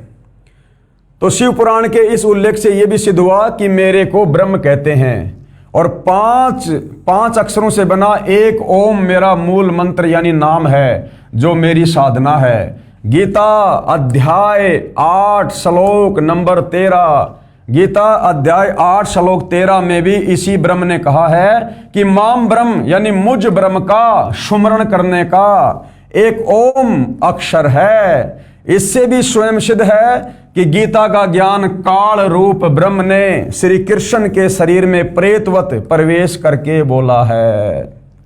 अब भाइयों और बहनों, बिल्कुल क्लियर कर दिया है हमारे सदग्रंथों ने, श्री संक्षिप्त शिव पुराण ने, कि ब्रह्मा विष्णु महेश की उत्पत्ति शिव और शिवा यानी काल और दुर्गा से हुई है, और यही इनका पिता है और दुर्गा इनकी माता है। और ये नाशवान भगवान हैं, इनकी जन्म और मृत्यु होती है ब्रह्मा विष्णु महेश की।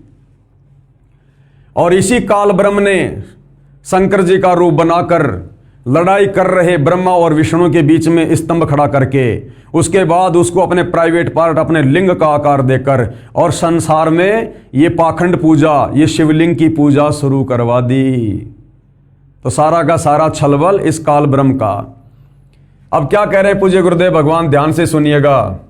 अब जनता की अदालत में सतगुरु रामपाल जी हिंदू समाज को क्या बता रहे हैं? लिंग व लिंगी की पूजा करने को कहना, लिंग और लिंगी की पूजा करने को कहना।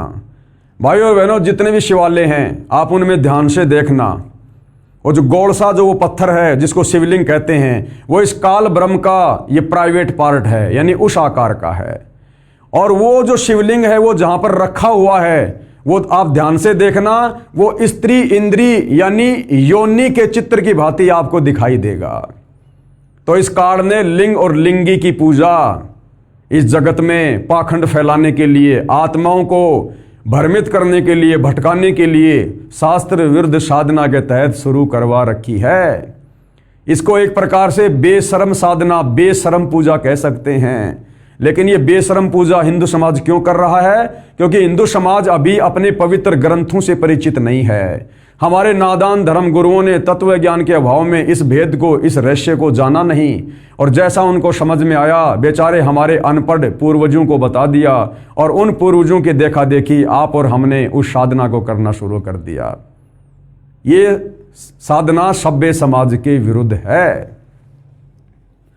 लिंग व लिंग की पूजा करने को कहना, काल ब्रह्म ने अपने लिंग यानी प्राइवेट पार्ट तथा स्त्री की लिंगी यानी प्राइवेट पार्ट की पूजा करने को कहा है। जो मंदिरों में शिवलिंग स्थापित किया होता है उसको ध्यान से देखा जाए तो पता चलता है, क्या पता चलेगा? पता चलता है कि पत्थर की लिंगी स्त्री की योनि में, वो पत्थर का लिंग यानी शिव का लिंग यानी पेशाब इंद्री वो प्रवेश की हुई है। श्री शिव पुराण के विद्वेश्वर संहिता के खंड 1 अध्याय 5 श्लोक 26 से 31 तथा अध्याय 9 श्लोक 40 और 46 में प्रमाण है।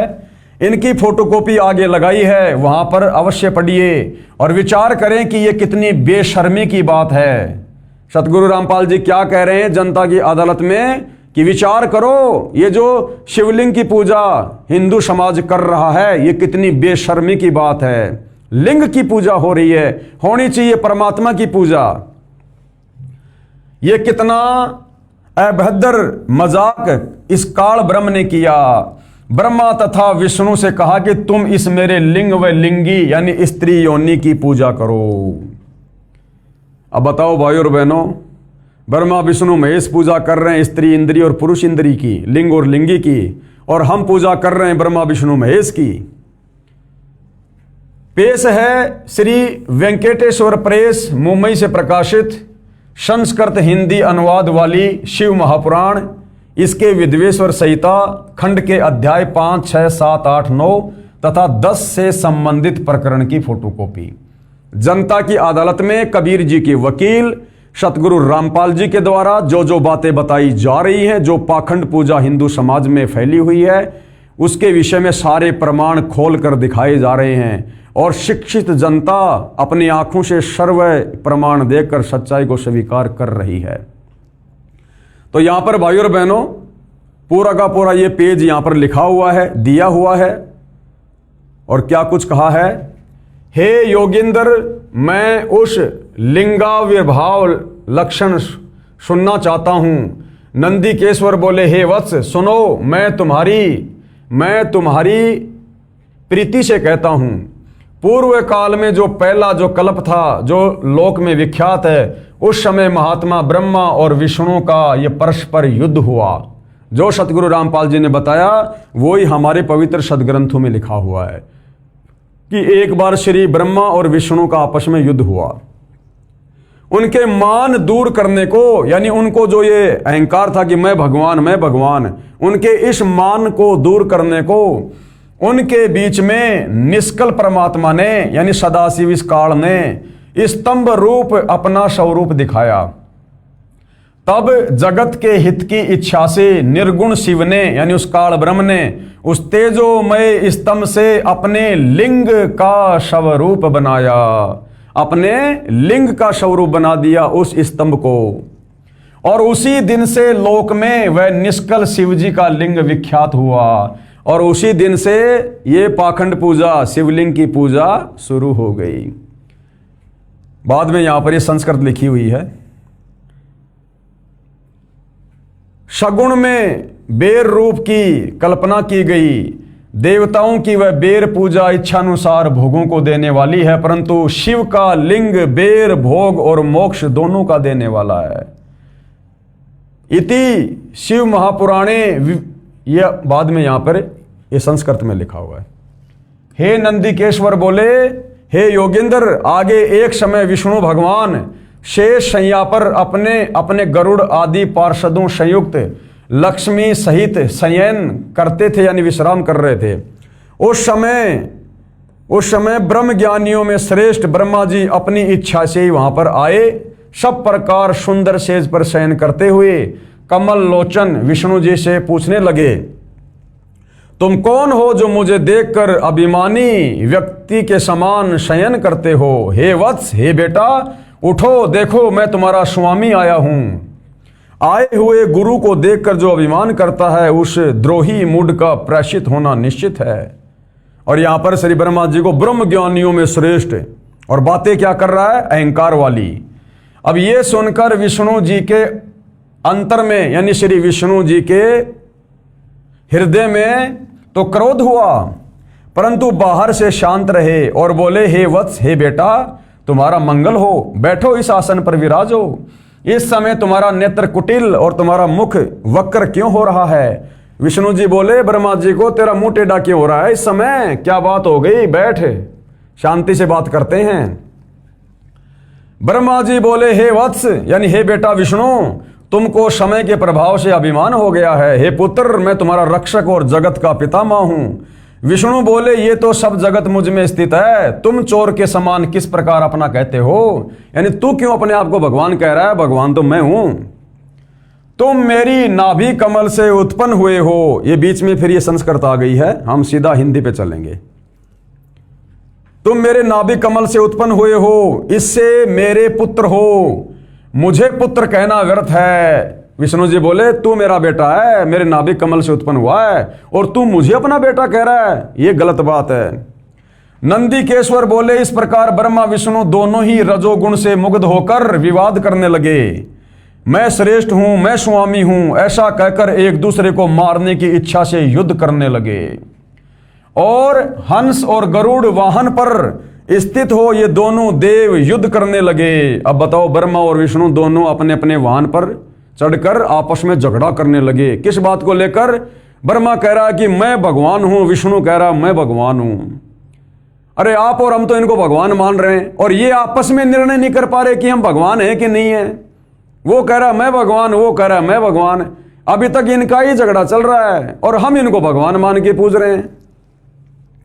तब ब्रह्मा और विष्णु के वाहन गण भी युद्ध करने लगे। गरुड़ और जो श्री ब्रह्मा जी का वाहन था हंस, वो भी आपस में लड़ाई झगड़ा वो करने लगे। तब संपूर्ण देवता विमान में बैठकर उस महायुद्ध देखने को चले आए। अब देखो, अब बाकी जितने भी देवता थे ब्रह्मा और विष्णु का युद्ध देखने के लिए आ गए। वो वहां पर इकट्ठे हो गए 33 करोड़ देवी देवता, और क्या कर रहे हैं? ऊपर से फूल बरसा रहे हैं। हमारे देवता ऊपर से फूल बरसा रहे हैं उस युद्ध को देखकर। ये है हमारे देवता जिनकी हम भक्ति करके मोक्ष चाहते हैं, शांति चाहते हैं। अरे दो भाई आपस में किसी बात को लेकर अगर लड़ाई झगड़ा भी कर रहे हैं तो बाकी लोगों का क्या फर्ज बनता है? उनके झगड़े को शांत करवाना। देवताओं ने यह कहना चाहिए था कि भगवान आप हमारे में से श्रेष्ठ देव हो, अगर आप भी इस प्रकार से लड़ोगे झगड़ोगे तो हमारा क्या होगा। उनकी लड़ाई झगड़ाई समाप्त करने के बजाय हमारे देवता लोग वहां पर युद्ध को देखने आ गए और ऊपर से फूल बरसा रहे हैं कि लड़ो मरो, लड़ो मरो। तब संपूर्ण देवता विमानों में बैठकर उस महा अद्भुत युद्ध देखने को चले आए। जैसे दो जोटे आपस में लड़ाई करते हैं लोग देखते हैं ना, ऐसे ब्रह्मा और विष्णु जी लड़ रहे हैं जिनको हम भगवान कहते हैं। ये भगवानों के लक्षण है ये। अरे समाज में थोड़ा बहुत जो आदमी जो विवेक और बुद्धि का इस्तेमाल करता है ना, वो भी आपस में नहीं लड़ते झगड़ते। ये तो आप और हमारी बुद्धि स्तर से भी गिरे हुए हैं। बताओ, भगवान होकर और आपस में लड़ाई झगड़ा कर रहे हैं ये, और हम इनकी पूजा करके मोक्ष चाहते हैं। और आकाश में उनके ऊपर फूल बरसाने लगे। देवता उनके ऊपर फूल बरसा रहे हैं कि बहुत बढ़िया, लड़ो लड़ो लड़ो। जैसे दो पहलवान आपस में लड़ते हैं और दुनिया तालियां बजाती है। तब विष्णु जी क्रोध पर ब्रह्मा जी की छाती में, तब विष्णु जी ने क्या किया? ब्रह्मा जी की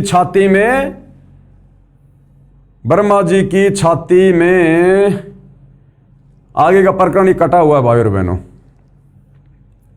हे कुमार, इस प्रकार मधुर वाणी से पार्वती पति शंकर ने उन सब देवताओं को संतुष्ट किया। तब शिव ने अपने 100 गणों उस समर स्थान में जाने की आज्ञा दी जहां ब्रह्मा और विष्णु थे। तब शंकर के पयान समय में अनेक प्रकार के बाजे बजने लगे। अनेक प्रकार के वाहनों पर चढ़ विविध भूषण पहरे गणेश्वर चलने को उद्यत हुए।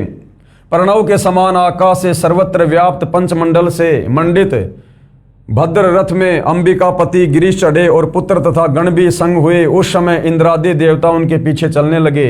सुंदर ध्वजा जैन चमर पुष्प वर्षा संगीत नृत्य बाजू से सम्मानित हो शिवजी पार्वती सहित ब्रह्मा विष्णु के निकट समर भूमि में सेना सहित गए। जाकर मेघों के मध्य में छिपकर, बादलों की ओट में छिपकर हमारे शंकर और पार्वती जी भी युद्ध देखने लगे। आगे देखिएगा, उनका निरंतर होने वाला युद्ध देखा। यानी शंकर और पार्वती जी ने भी और गणेश आदि ने भी बादलों की ओट में छुपकर उनका युद्ध देखा, आनंद ले रहे थे उनकी लड़ाई का। उस समय बाजों की ध्वनि नहीं हो रही थी और बड़ा गणों का भी शब्द शांत हो गया था। उस समय ब्रह्मा और विष्णु आपस में एक दूसरे को मारने की इच्छा से माहेश्वर और पाशुपाते तथा अस्त्रों की ज्वाला मानव त्रिलोकी भस्म करने लगे। जैसे मिसाइल वगैरह छोड़ देते हैं, इस प्रकार से वो अपने अस्त्र शस्त्रों को छोड़ के और भयंकर तरीके से युद्ध करने लगे। तब शिवजी वह अकाल प्रलय देखकर महाअग्नि के स्तंभ के समान, महाभयंकर आकृति के समान उन दोनों के बीच में वह निर्गुण ब्रह्म स्थित हुए। फिर आ गया वो काल। काल ने देखा ये मरेंगे आपस में, और ये मरेंगे तो फिर मेरे भोजन का क्या होगा। फिर काल वहां पर आ गया स्तंभ रूप बनाकर। वह लोक क्षय करने में समर्थ अस्त्र उस महाअग्नि के प्रकट होते ही क्षण मात्र में निपतित हो गए। यह अस्त्र शांत होने का अद्भुत चित्र देख ये अद्भुत आकार क्या है, ऐसा ब्रह्मा और विष्णु आपस में कहने लगे। जब वो स्तंभ बीच में आ गया तो ये ब्रह्मा और विष्णु आपस में लड़ाई झगड़ा तो भूल गए और ये बात करने लगे कि ये बीच में क्या आके खड़ा हो गया, ये लंबा चौड़ा स्तंभ, ना इसका कोई और है ना कोई छोर है। ये इंद्रिय अगोचर स्तंभ,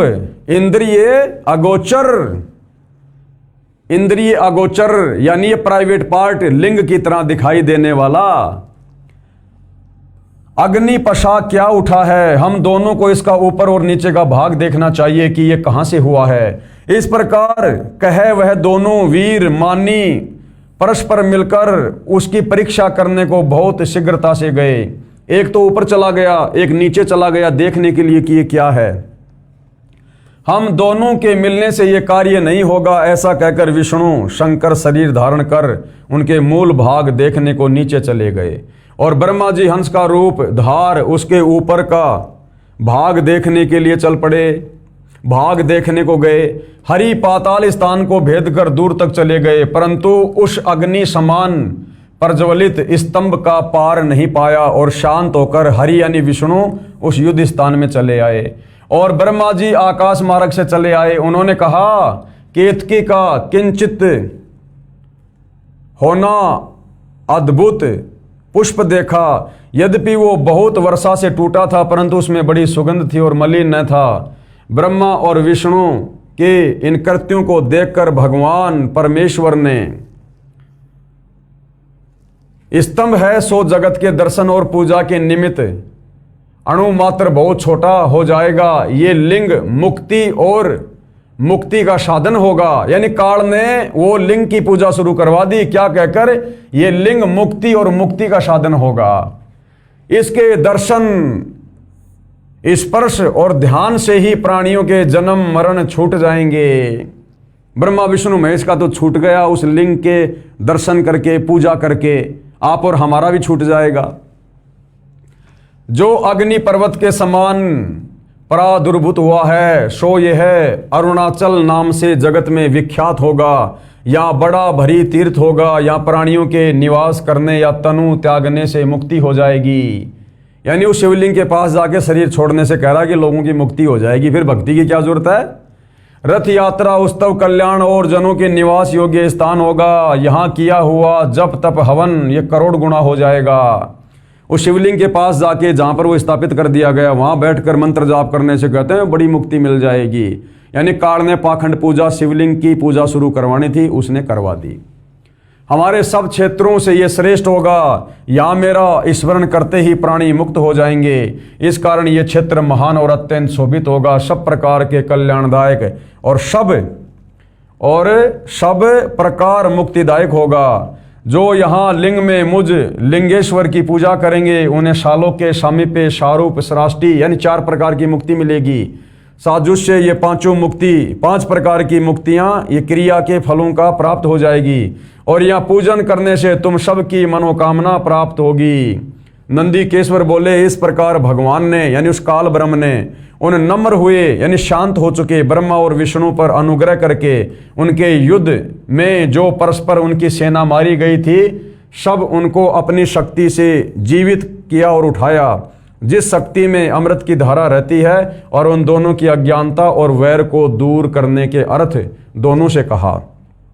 क्या कहा उस काल में ब्रह्मा और विष्णु से, मेरे सकल और निष्कल भेद 2 रूप हैं परंतु और ईश्वर नहीं, इस कारण उनमें 2 रूप नहीं हो सकते।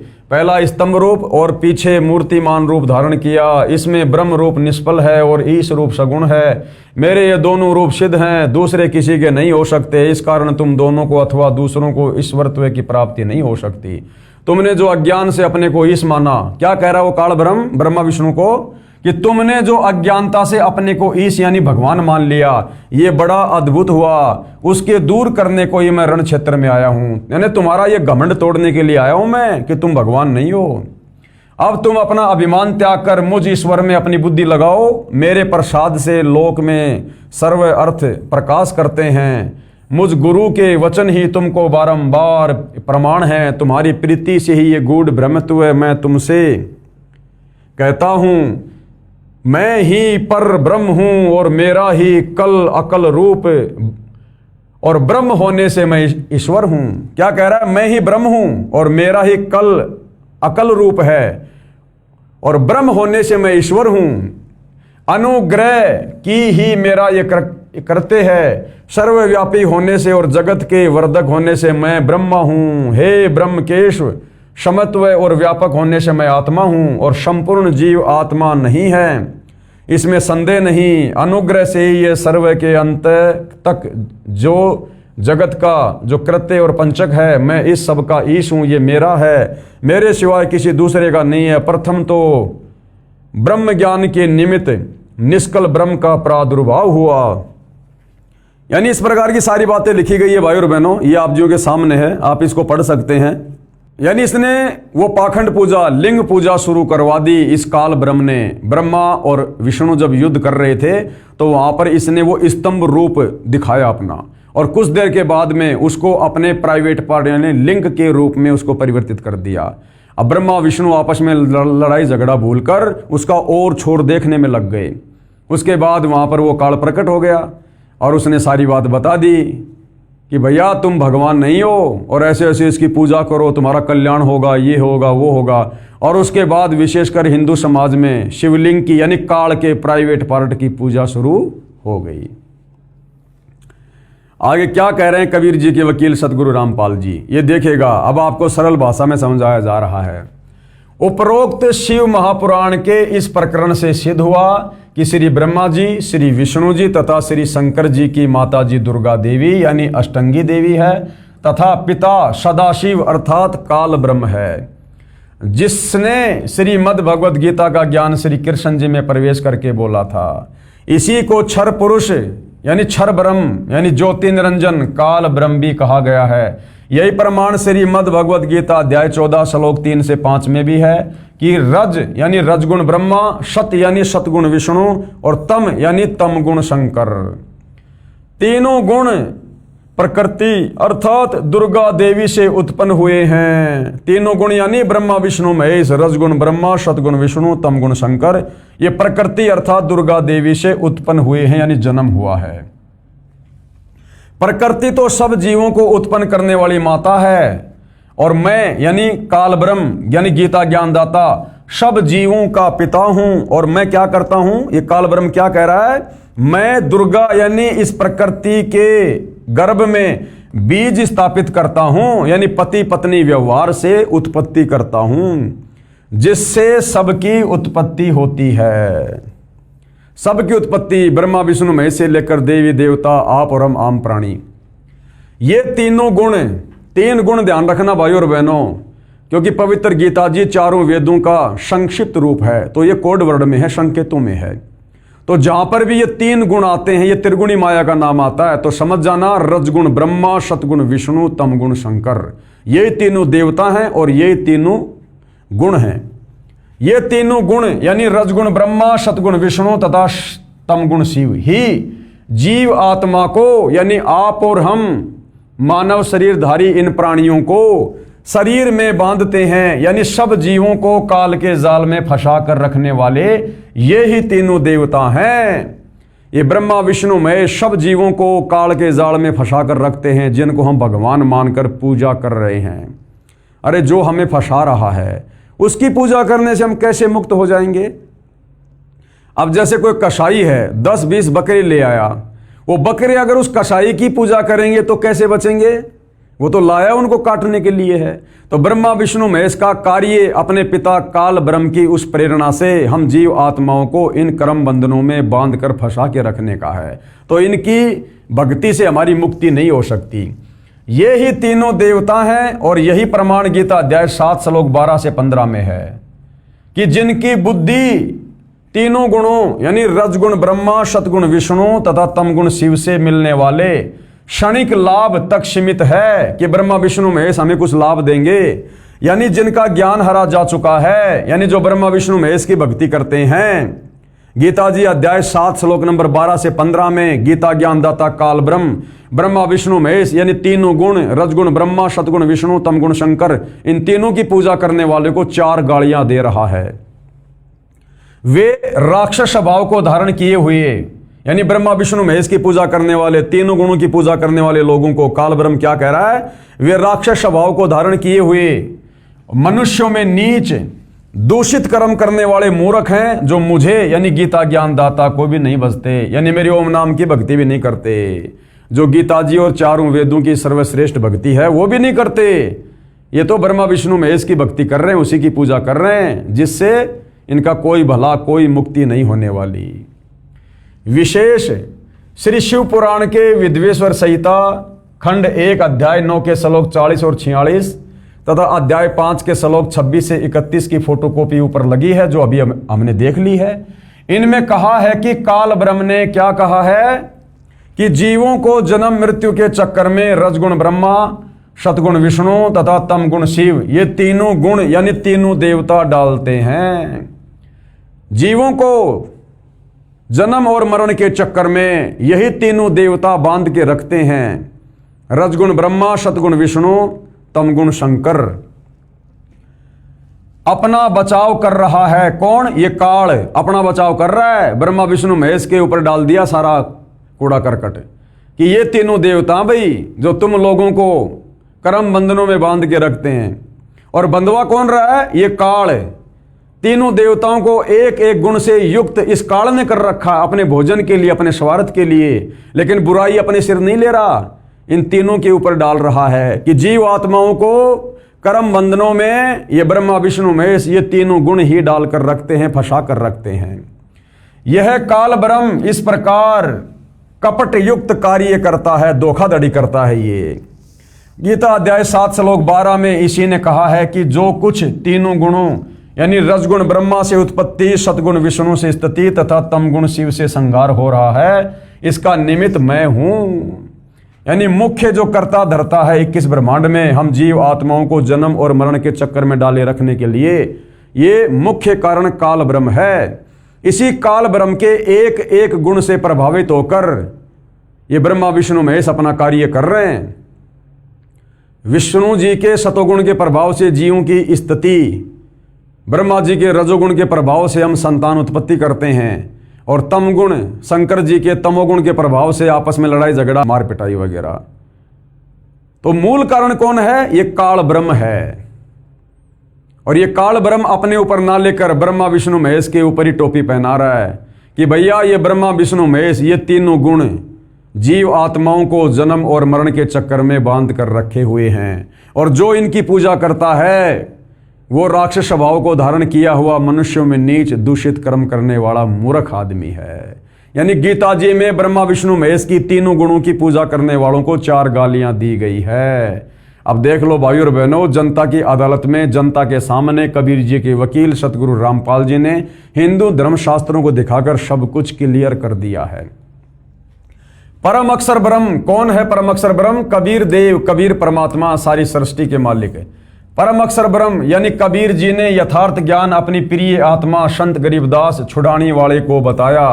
उन्होंने अपनी वाणी में उसे समझाया, कहा कि अकेले ब्रह्मा विष्णु तथा शिव इसके कारण नहीं है, क्योंकि आदरणीय गरीबदास जी को कबीर परमात्मा जब उनकी 10 साल की उम्र थी छुड़ानी के खेतों में आकर मिले थे, और उनकी आत्मा को शरीर से निकालकर सतलोक लेकर गए थे। और सतलोक ले जाते समय यहाँ के 21 ब्रह्मांड के सारे ब्रह्मांड दिखाए, यहाँ के ब्रह्मा विष्णु महेश धर्मराय दुर्गा सब के लोक से परिचित करवाया कि देखो ये बैठा है ब्रह्मा, ये बैठा विष्णु, ये बैठा शंकर, और देवी दुर्गा का लोक दिखाया। ऊपर ब्रह्म लोक में वो काल दिखाया कि जिसको तुम निराकार परमात्मा कहते हो, ये है वो काल जो ब्रह्मा विष्णु महेश को निमित्त बना के सब जीवों को जो है वो फंसा के रखता है। तो आदरणीय गरीबदास जी सारी स्थिति से परिचित थे। परमात्मा फिर सतलोक ले गए, फिर उनको सतलोक दिखाया, वहाँ कितने ठाट बाट है, कितने सुख हैं। और उसके बाद गरीबदास जी का ज्ञान योग खोला।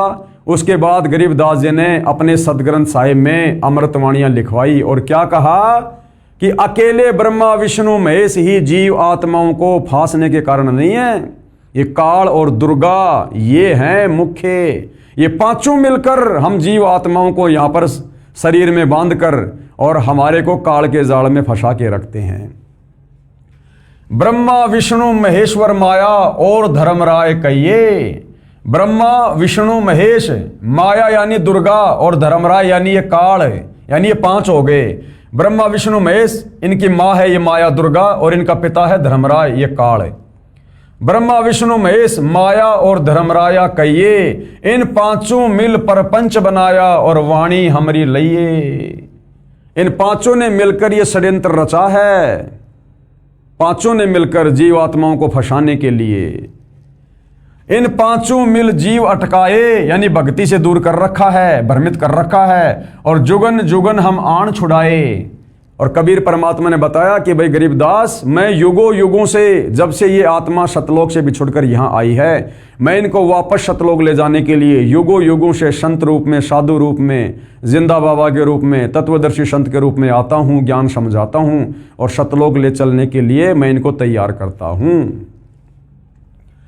पेश है गीता अध्याय 14 श्लोक नंबर 4 और 5 की फोटोकॉपी। गीता अध्याय 14 श्लोक नंबर 4, जिसमें ये काल, ये ब्रह्म खुद स्वीकार कर रहा है कि ये प्रकृति यानी दुर्गा तो मेरी पत्नी है, और मैं इसके गर्भ में बीज स्थापित करके सबकी उत्पत्ति करता हूं। गीता अध्याय 14 श्लोक 4 की फोटोकॉपी ये देखिएगा भाई और बहनों। गीता जी का श्लोक आप जियों के सामने है, आप जी देख सकते हैं। सर्व योनिषु कौन्ते मूर्ते संभवती या तासाम ब्रह्म महत योनि अहम बीज प्रद पिता। और यहां पर सबसे अच्छी जो बात है, ये गीता प्रेस गोरखपुर से प्रकाशित गीता है, और इसमें एक तरफ संस्कृत है, एक तरफ हिंदी है, ताकि किसी को भी समझने और पढ़ने में कोई दिक्कत ना आए। तो गीता अध्याय 14 श्लोक नंबर 4 में ये काल ब्रह्म क्या कह रहा है? हे अर्जुन, नाना प्रकार की सब योनियों में जितनी मूर्तियां, यानी जितने भी जीव हैं, गधे, कुत्ते, सुअर, इंसान, अर्थात शरीरधारी ये प्राणी जो ये उत्पन्न होते हैं, प्रकृति कौन? दुर्गा। प्रकृति तो उन सब की गर्भ धारण करने वाली माता है, और मैं यानी काल ब्रह्म बीज को स्थापित करने वाला पिता हूं। यानी मैं और दुर्गा पति पत्नी व्यवहार करके, सेक्स करके, शारीरिक संबंध बना के सभी प्राणियों की उत्पत्ति करते हैं। अब बताओ भाई और बहनों, गीता जी बिल्कुल क्लियर कर रही है। इसी प्रकार से ब्रह्मा विष्णु महेश की जो है ये जन्म हुआ काल और दुर्गा से, अन्य देवी देवताओं का जन्म हुआ, और उसके बाद में श्री ब्रह्मा जी को रजोगुण से युक्त करके मैथुन क्रिया के माध्यम से इसने फिर आप और हम जीव आत्माओं को आपस में विषय वासनाओं से प्रेरित करके संतान उत्पत्ति करवाना शुरू कर दिया। तो निमित्त कारण वो काल ही है, क्योंकि उसी के रजोगुण के कारण ब्रह्मा जी रजोगुण से युक्त है, और ब्रह्मा जी के रजोगुण से प्रभावित होकर आप और हम प्राणी तीनों लोकों में, जीव जंतुओं से लेकर पशु पक्षियों से लेकर इंसान, देवता, गंधर्व, यक्ष, किन्नर, सब संतान उत्पत्ति कर रहे हैं। तो मूल कारण कौन है? ये काल और दुर्गा। बिल्कुल क्लियर कर रखा है भाइयों और बहनों। हे अर्जुन, नाना प्रकार की सब योनियों में जितनी मूर्तियां अर्थात शरीरधारी ये प्राणी उत्पन्न होते हैं, प्रकृति यानी दुर्गा तो उन सब की गर्भ धारण करने वाली माता है, और मैं यानी ब्रह्म, क्योंकि गीता का ज्ञान कौन दे रहा है? ये ब्रह्म दे रहा है। मैं बीज को स्थापन करने वाला पिता हूं। आगे देखिए गीता जी अध्याय 14 श्लोक नंबर 5 की फोटोकॉपी। सत्वम रज और तम यानी सतगुण, रजगुण और तमगुण यानी ब्रह्मा विष्णु महेश। सतोगुण विष्णु, रजोगुण ब्रह्मा, तमोगुण शंकर। इति गुणा प्रकृति संभवा निर्बंधन्ति महाबाहो देहे देहिनम अव्यम। हे अर्जुन, सतोगुण, रजोगुण और तमोगुण ये प्रकृति से उत्पन्न तीनों गुण, प्रकृति से उत्पन्न तीनों गुण। प्रकृति कौन? दुर्गा। और तीनों गुण कौन? ब्रह्मा विष्णु महेश। अविनाशी जीव आत्मा को शरीर में बांधते हैं। आप और हम सभी जो आत्माएं जो सतलोक से आई थी, हम सब अविनाशी हैं, आत्मा कभी नहीं मरती। तो ये क्या कह रहा है कि इस प्रकृति यानी इस दुर्गा से उत्पन्न ये तीनों गुण, रजगुण, सतगुण, तमगुण यानी ब्रह्मा विष्णु महेश, अविनाशी जीव आत्मा को और शरीर में बांध के रखते हैं। यानी ब्रह्मा जी के द्वारा आप और हमारा जन्म होता है, हम आत्माएं फिर शरीर में बंध जाती है, स्त्री या पुरुष, गधा, कुत्ता, शुअर। इस प्रकार से ये हमें यहां पर बांध के रखते हैं तीनों देवता ब्रह्मा विष्णु महेश। और ये तीनों रज, तम और शत यानी ब्रह्मा विष्णु महेश, ये किससे है उत्पन्न? प्रकृति से उत्पन्न, प्रकृति से उत्पन्न। प्रकृति यानी दुर्गा, और दुर्गा के उस गर्भ में बीज रोपण कौन करता है? ये काल ब्रह्म। तो ब्रह्मा विष्णु महेश के माता पिता कौन हुए? दुर्गा और काल। और दुर्गा और काल ने ब्रह्मा विष्णु महेश के माध्यम से हम सबको यहां पर कर्म बंधनों में बांध रखा है। और वो कबीर परमात्मा दयालु परमेश्वर शतलोक से चलकर तत्वदर्शी संत के रूप में धरती पर प्रकट होकर हमें यथार्थ शास्त्र अनुकूल ज्ञान बताकर आप और हमें सत भक्ति देकर इसी कर्म बंधन से मुक्त करवाकर शतलोक ले चलने के लिए आता है, जिस सतलोक में जाने के बाद फिर कभी लौट कर हम संसार में वापस नहीं आते, जिसके विषय में यही गीता ज्ञानदाता काल ब्रह्म अध्याय 18 श्लोक 62 में कह रहा कि अर्जुन तू सर्वभाव से उस परमेश्वर की शरण में जा, यानी अपने से अन्य उस सुप्रीम गॉड परम अक्षर ब्रह्म कबीर देव के लिए कह रहा है कि तू सर्वभाव से यानी सब पूजा पाठ छोड़कर उस परमेश्वर की शरण में जा तत्वदर्शी संत के माध्यम से। फिर तू कभी संसार में लौटकर वापस नहीं आएगा, कभी भी फिर तू इन कर्म बंधनों में नहीं बंधेगा, तू सदा सदा के लिए मुक्त हो जाएगा, शतलोक चला जाएगा। यही सच्चाई 600 साल पहले कबीर जी ने बताई थी, जो आज सब ग्रंथों से प्रमाणित हुई, जो इस प्रकार है। अब यही सारी की सारी सच्चाई भाई और बहनों जो हमारे हिंदू धर्म ग्रंथ बता रहे हैं, हमारे धर्मशास्त्र बता रहे हैं, यही सारी की सारी सच्चाई आज से 650 साल पहले कलयुग के प्रथम चरण में सन 1398 में कबीर परमात्मा शतलोक से चलकर लहर तारा तालाब पर कमल के विकसित फूल पर प्रकट हुए। उसके बाद लीला करते हुए बड़े हुए और 120 साल तक अपना ज्ञान दिया। यही सारी बातें अपनी साधारण भाषा में कबीर वाणी में, जिसको सूक्ष्म वेद 5वां वेद कहते हैं, जो कबीर सागर है, उन्होंने बोला, 120 साल तक समझाया। लेकिन उस समय हम अनपढ़ थे, शिक्षा का अभाव था, केवल हमारे धर्मगुरु यानी ब्राह्मण लोग ही शिक्षा प्राप्त किया करते थे और हमारे सभी धर्मशास्त्र संस्कृत में थे, जिस कारण से हम इनको पढ़ नहीं सकते थे। और जैसा इन ब्राह्मणों ने हमारे को बताया वैसा ही हमने स्वीकार कर लिया।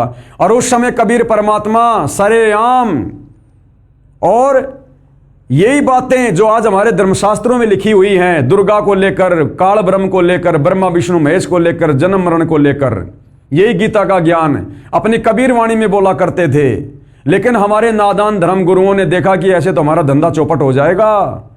आंखों सच्चाई देखकर जो कबीर परमात्मा कहते थे, देखो फला अध्याय में फला श्लोक में ये लिखा है, आंखों देखने के बाद भी ये धर्मगुरु, ये पंडित, ये ब्राह्मण जनता के सामने कबीर जी को झूठा साबित कर दिया करते थे कि कबीर झूठ बोल रहा है। और कहते थे कि कबीर को क्या पता इन शास्त्रों में क्या लिखा है, कबीर तो जुलाहा है, ये तो अनपढ़ है, इसको संस्कृत भाषा का पता ही नहीं है। और आप और हम नादान ये वास्तव में मान लिया करते थे कि वास्तव में कबीर जी तो अनपढ़ है, ये तो जुलाहा है, इसको तो संस्कृत आती नहीं, ये तो कभी स्कूल गया ही नहीं, इसको तो पढ़ने का अधिकार ही नहीं, फिर ये क्या जाने इन धर्मशास्त्रों में क्या लिखा है, अर्थात कबीर झूठ बोल रहा है। तो उस समय भाइयों और बहनों दाव लग गया, इन नादान धर्मगुरुओं का दाव लग गया। बात बात पर कह दिया करते थे कबीर अनपढ़ है, कबीर को क्या पता संस्कृत का। और हम लोग मान लिया करते थे कि भाई वास्तव में बात तो सही है, कबीर जी को क्या पता संस्कृत का, कबीर जी को क्या पता इन वेदों का, कभी इसने पढ़े नहीं, कभी देखे नहीं, तो कबीर झूठ बोल रहा है। इस कारण से भाइयों और बहनों ये सच्चाई दबी की दबी रह गई। लेकिन आज वही कबीर पुनः 8 सितंबर 1951 को गांव धनाना जिला सोनीपत हरियाणा में प्रकट हो चुका है। सन 1994 से अपने यथार्थ 13वें कबीर पंथ की शुरुआत करके जन जन तक ज्ञान पहुंचा दिया है। ये धर्मशास्त्र लिख दिए हैं, सच्चाई जनता के सामने पेश कर दी है। आज वो दाव इन नादान धर्मगुरुओं का नहीं लगेगा। क्यों? क्योंकि आज उस कबीर भगवान सतगुरु रामपाल जी ने आप और हमें शिक्षित कर दिया है। आज हम अपनी आंखों से धर्मशास्त्रों में लिखी सच्चाई देख सकते हैं, पढ़ सकते हैं, समझ सकते हैं। आज हम किसी के बहकावे में नहीं आएंगे। तो भाई और बहनों, आज ये ज्ञान जन जन तक जाएगा और जा चुका है, और आने वाले समय में विस्फोट होगा। पूरा विश्व इन नादान धर्म गुरुओं को धिक्कारेगा, दुत्कारेगा और अपनी आत्मा के कल्याण के लिए सतगुरु रामपाल जी की शरण में आकर शत भक्ति करेगा। तो जो ज्ञान कबीर परमेश्वर 650 साल पहले अपनी कबीर वाणी में सिंपल भाषा में दिया करते थे, जिसको हमने रिजेक्ट कर दिया था, आज उसी ज्ञान का समर्थन, उसी कबीर परमेश्वर की वाणियों का समर्थन आज हमारे ये तमाम हिंदू धर्म ग्रंथ समर्थन कर रहे हैं कि हाँ, जो कबीर जी ने कहा था वो बात 100% सत्य थी और आज भी है।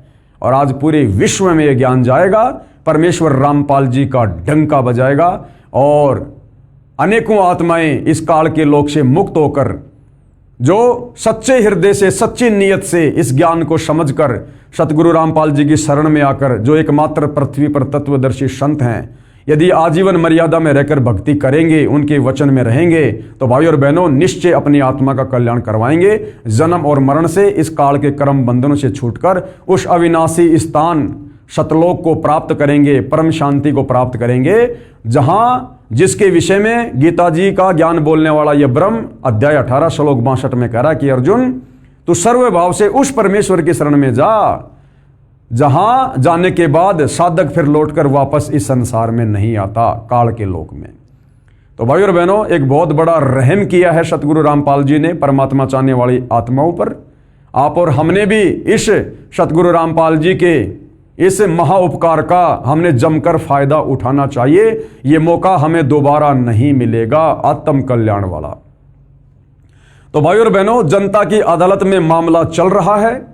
एक तरफ श्री कृष्ण जी की पैरवी करने के लिए, उनको परमात्मा बताते हुए, हिंदू धर्म ग्रंथों का हवाला देते हुए हिंदू धर्म के धर्मगुरु खड़े हैं।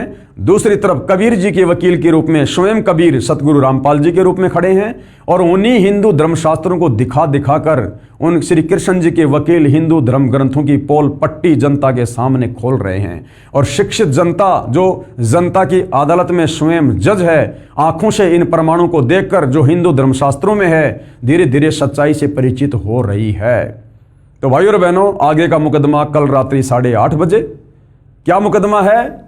पूज्य कबीर परमेश्वर यानी कबीर देव जी की अमृतवाणी में सृष्टि रचना, जो आज हमारे हिंदू धर्म ग्रंथों में हम देख रहे हैं, वही सारा ज्ञान, वही सृष्टि रचना जो कि त्यों कबीर जी ने 650 साल पहले कही थी। तो उसके विषय में भाई और बहनों, हम कल रात्रि 8:30 बजे विशेष ज्ञान चर्चा करेंगे। तब तक पूज्य गुरुदेव भगवान आप और हम सबको आज्ञा दे, आशीर्वाद दे, सद्बुद्धि दे, हमारा मार्गदर्शन करे। बंदी छोड़ सतगुरु रामपाल जी परमेश्वर जी की जय हो।